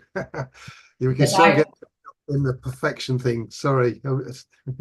No, I mean, listen, I mean, so many times our teams get stuck up in the perfect solution, and that perfect launch of something or whatever. And I always I'm like, nope, we're going to pick speed, and good enough is good over perfection and long journeys. We need to be fast. We need to be iterative. And look at technology, this is their mantra of how that entire sector has grown over the last 30 years at the advent of internet, and now at the advent of the second internet, which is AI. It's just, you got to get going. So yeah, you're right. AKA, don't let perfect be the enemy of good. I completely agree. Brilliant. I'm going to share something that came out for me, which is very interesting in the statistics of. I loved all the slides, all the statistics. I'd love a copy of the slides at some point. But in the UK, I come from the UK, and the governments are quite proud about them moving towards net zero and all the rest of it. And it was interesting to see your stats worldwide, because the reason we're doing that is we're outsourcing it. We're just shipping it out to Turkey and other places and making it their problem. So I don't know if you have any thoughts about that, shifting stuff around the planet. Ultimately, it's what goes around comes around. Yeah, I think, so I have two thoughts on this. One is there is a real need to nationalize and localize action. I think so there's a real need to drive action, and that action needs to be nationalized and subnational and local level. Without which we won't be able to shift much. And I think what the UK is doing, or what typically the global North does, is to ship things away. And I think there is a real recognition here. And I think the Global South is really getting more and more active in this space of saying, yeah, no more. And I think, I think there's some real tension there that I think will play out as, as some of these treaties get signed out on plastic, on fossil fuel reduction. As you probably heard at COP28, for the first time, 175 countries agreed to looking at weeding away from fossil fuels. And so these are some big steps in a very complex world with nationalists and regional security issues and so on and so forth. So we have to remain optimistic to all of this, though. That's the only thing I say. I'm a massive fan of Sylvia Earle and her activities there, particularly banging the drum for 30 by 30. And now it's been accepted by the UN generally, but it's still up to individual governments to implement it. And I don't know if you have any thoughts on that, Sid. I mean, this is no secret that we're not going to get to our 1.5 degree reduction by 2030. I think the UN General Assembly, the UN General Secretary, Antonio Guterres, has already said this a number of times. And he has also said there is no way we're going to get to any of these targets until we fix our food systems. So, they've identified 6 key areas of high impact that we need to shift, food systems being one of them. Oceans is a huge part of this. And so as this ecosystem continues to build, and as we continue to, as a province, build this out, I think we have to be mindful that we're part of this food system that needs to shift, and the actions need to be localized. Brilliant. We've had a boom from Lourdes there, so that one landed. So Lourdes, you want to come back? Yes, there. Well, thank you, Sid. It's fascinating. I think maybe people from the audience are wondering why did I invite somebody from university with an ancillary service be in the program? And I always love bringing people who's not in the industry, because it gives us a perspective on what successes they're doing in another industry. So maybe a question for you then would be, if we give you a magic wand and you can solve the fragmentation in the aquaculture industry and the lack of education, hereby not being given as much attention compared to other industry, how will you tackle it? My first message is around network actions and pre-competitive network actions. I think as a sector in British Columbia, I think, and I've spoken to the Seaweed Association and I've spoken to a bunch of other leaders in this space, is that if I had the magic wand, I try and build a network of action, pre-competitive network of action. Because the oceans have no boundaries. Biodiversity has no boundaries. Climate has no boundaries. And I think if working together, aligning on what the objectives are, will drive a more sustainable ecosystem in which everybody will be able to thrive. So my magic wand would be to put it into ChatGPT and send it out, and next day it's there. But it's not going to be that simple. And so platforms like this and others that are working in this space, advocating for network actions, is I think well placed. And a personal kind of RSFU plug is where Canada's Engage University. This is what we want to do. We never look at our actions just for our campus. We look at our actions that have impacts beyond our campus for the communities in which we live and thrive in. And so from a British Columbia perspective, we really look at how can we help BC and how can we have British Columbians, how can we make lives better for British Columbians? It is in our core strategic pillar. We have only 4 of them. One is, how do we make the lives of British Columbians better? And so I look forward to collaborating with the sector, both on the consumption side, on the procurement side, on the convening and network building side, on the support side. I look forward to that. And we have a number of examples we can showcase in terms of the 40% local purchasing we do. Thank you, Sid. I just want to add in that just so you guys know, we are partnered, our company is partnered with Simon Fraser University, who's doing the digital twinning of our ocean farm, which is 89.1 hectares. So we collaborated with them. And so right now they're actually in the process. They found people who can help us with the technology side of things. And we basically working together in terms of how to be able to do that so that we can monitor data on our farms. Brilliant. Brilliant. And I noticed that coming back to fish in the food waste thing, you know, there's still a lot of food wastage, you know, fish related food wastage. I don't know if you have any thoughts on that. I to be honest, it's a sector I'm not well educated on. I think our lens and our focus really is on the plate because that's where we live. Yes. So yes. how do we try and reduce the food waste on the plates? So for example, in our institution, we have no trays. We're a trayless because when you have trays, simple things, right? When you have trays, you pile on stuff. Then our plate sizes are smaller, where we encourage repeat. That's why we are an all you care to eat program. So you don't have to pile up the food because it's a buffet and you got to get as much food as you can for the value. We also do a lot of work on the kitchen side, you know, and so we want to try and build better practices within the kitchen in terms of waste. And so those are spaces where we really try to play in.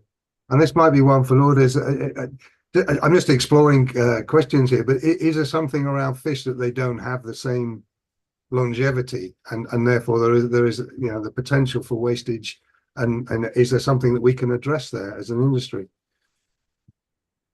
I think education is probably the best. So for example, what we've learned from our indigenous knowledge bearers is the age-old practice of using the whole of harvest. Nothing got wasted. And today we're in this, oh, we just want a fillet, or we just want this and we just want that, and we don't want this, and the fillet cut has to be this much and that much. And then we've really got to that space. And so a lot of our education has to happen to our chefs, to our communities. How do you use the whole of harvest in the kitchen? And I think that's where if I had to say, okay, this is my ask, I'd say we need that. And that comes from our bearers, of knowledge bearers who've had this knowledge for generations and generations, way before we arrived to this land. And so to me, you know, we have to listen to them, and that's what we're trying to do in our food program. Brilliant. And I love that, you know, there's some very important, serious messages here, but I'm just going to share. I asked our speakers beforehand how to pronounce their names, and Sid came back, it's pronounced Lionel Messi. So but he's coming to Vancouver. I have a 9-year-old boy who wears Lionel Messi, and so, you know, he's it's Taylor Swift, and I kind of don't look like Taylor Swift, but maybe I can pull off a Lionel Messi. I love that. It's a blend. It's a blend of the human with the serious stuff, because there's a lot of serious stuff in there. Sid, it's been an absolute delight. I don't know where we are with timing. I'm going to have a quick look. Thank you so much, Sid. We really appreciate you being here today. And I know we're going to have some more conversations on collaborations and what have you, but I'm really happy that you grace our event, because there's a lot of, like what you said, education. And we talked about this yesterday, education, no matter what the industry is. Doesn't matter, it has to be aquaculture, but that's how you get engagement with other stakeholders. And in your case, the institution is really doing a great job in how to help industry leaders to be able to have a collaboration, a synergy on what we're trying to do, both with the same. I think at one point, we only wanted to have the same thing, right? Betterment of everybody. I would encourage everybody who's on this platform to reach out to us on the product side, on the procurement side, on the innovation side. We love and live to figure these things out, and we do this with public procurement, right? We sit on a responsibility of using our $30 million public procurement portfolio to do good for people and planet. And so if you have to reach out to me, Mary, You can do, oh, it's a direct message, but I'm going to just say the best way to reach out to me is LinkedIn. I'm typically quite active on LinkedIn, and from there, emails and all that good stuff can come along. But just for everybody, I can also plug in my email address here as well, in case you want to, in case you want to reach out to me. There you go. Sounds good. Well, I think that's it. Thank you again, Sid. Thank you very much. I was going to share one thing before you disappear, because it just came to me. How would it be if everyone around the planet had that pillar that you had, is for the betterment of the people of London, or for the betterment of the people of, wherever? I mean, I have 2 kids, and so my entire life is around making sure that they have a secured future. And so I think, that is the genesis of humankind, is around securing for the next generation. And so I think we have to think of it that way. We might have been a bit selfish up till now. Thank you again, Sid. Really appreciate thank you, Sid. You have no more questions, go and connect with Sid on LinkedIn. I think we are ready. For those of you who are still here, make sure that you sent your name to Stacy directly, because we're going to be doing a raffle for 2 people to win the AI Micro School. So we're going to be doing for every quarter of the year. So if you haven't done that yet, do so. Obviously, we want you to join us in the AI Micro Schools and the Strategic Alliance map. So contact us if you wanted to do that with us. I would love for you to continue the conversation of what we've started here in the last 2 days. Put on the chat what your biggest takeaway is. Mine are, it still really boils down to the 5 fundamentals that I shared with the trend. That in this digital decade, you need to have better insight, better impact, higher income for sure. And it has to be a combination of high tech and high touch. So I hope that this has been a good learning experience for you all. And I can't wait to connect with all of you. Stacy, let us know when you're ready with the raffle. Stuart, what's your biggest takeaway? Yeah, so and please do share everyone else. So my biggest takeaway actually was how humanity weaves throughout all of this. But also it came up more obviously in some of the slides yesterday, but just how many of the Sustainable Development Goals are impacted by aquaculture. I mean, to me, it's 5, 6, 7 of them. And then there's obviously 17, which embraces everything. And it's just so important, this industry that you guys are involved with here, and in making those differences. And if I can, I'm just going to share a little story, if I may, because it was how I came to Genius U and all the rest of it. In 2007, so July 2007, halfway through the Millennium Goals, I was in the Theatre Royal in London at an event where Roger Hamilton, the founder of Genius U, was there, Bob Proctor, John DeMartini, if any of these names mean anything to you. And at the end of it, they asked us to hold hands, or just to put our arms around the shoulder of the person next to us. So we were literally physically connected. And then they put this video up, and it was all, 9/11 and the war on terror and the start of the banking crisis. So we have things going on now, but there were things going on then as well. And then they put up a set of statistics, which was, we were beating every single one of the Millennium Goals, which is from 2000 to 2015, despite all of that going on. And actually, I would suggest, despite big business, despite government, and it was happening through individuals and small enterprises. You and me were making that difference. Now let's roll that forward, and we're slightly more than halfway through the Sustainable Development Goals. And we've got climate anxiety, we've got wars in various places around the world, and for some people, AI is a real threat. And I bet that we are beating all of the Sustainable Development Goals again, and it's through individual action and individual activity. And small enterprise, and these genius cities that we were talking about, innovation, bringing innovation to play. So sorry to get on my soapbox there, but I just wanted to share that because I'm excited about the future and the difference that you guys can make. Thank you for sharing that, Stuart. I really, really appreciate you being here and meeting the industry players in my space and really sharing your wisdom with us, but most of all, not just your wisdom, but your presence. Because again, we talked about, we are here to support people and we can't do it alone. We talked about, strategic synergy and partnerships, and most of all, I think the 3 pillars that I talked about yesterday: leadership, partnership, and stewardship. So with that, I'd like to bring on our Wheel of Fortune. 2 people are going to be winning the AI Micro Schools. If you're here, you have to be here to win. We can put on our Wheel of Fortune. You got it ready, Stacy.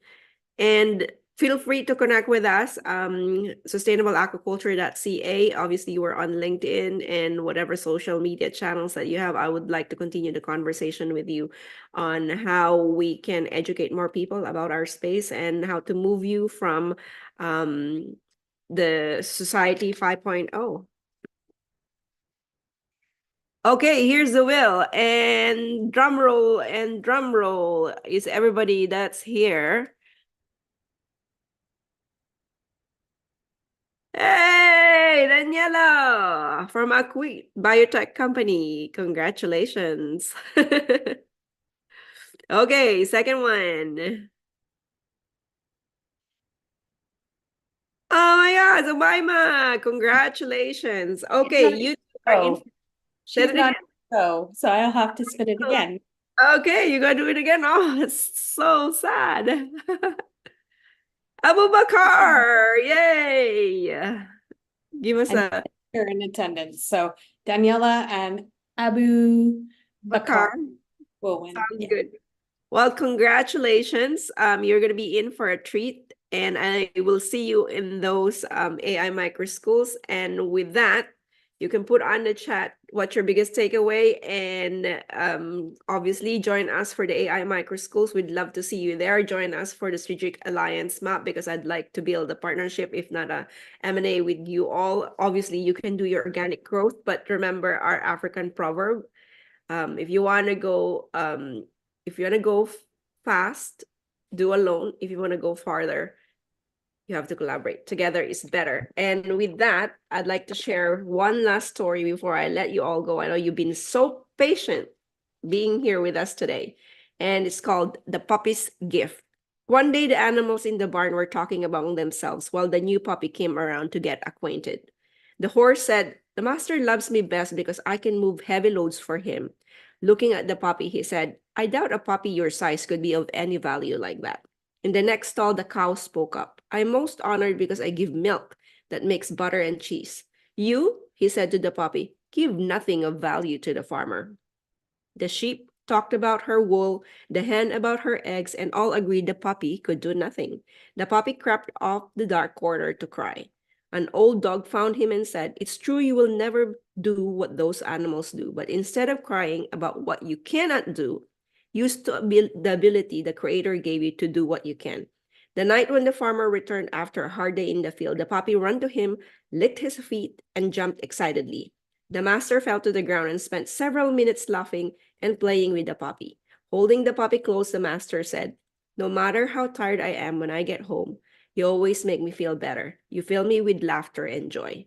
So, action steps. Pick one place in your life where you think you don't contribute anything. Look again and name something you do to contribute and affirm your gift. And with that, it's been a pleasure to serve you all. I hope that we gave some value to you, and continue to connect. Bye.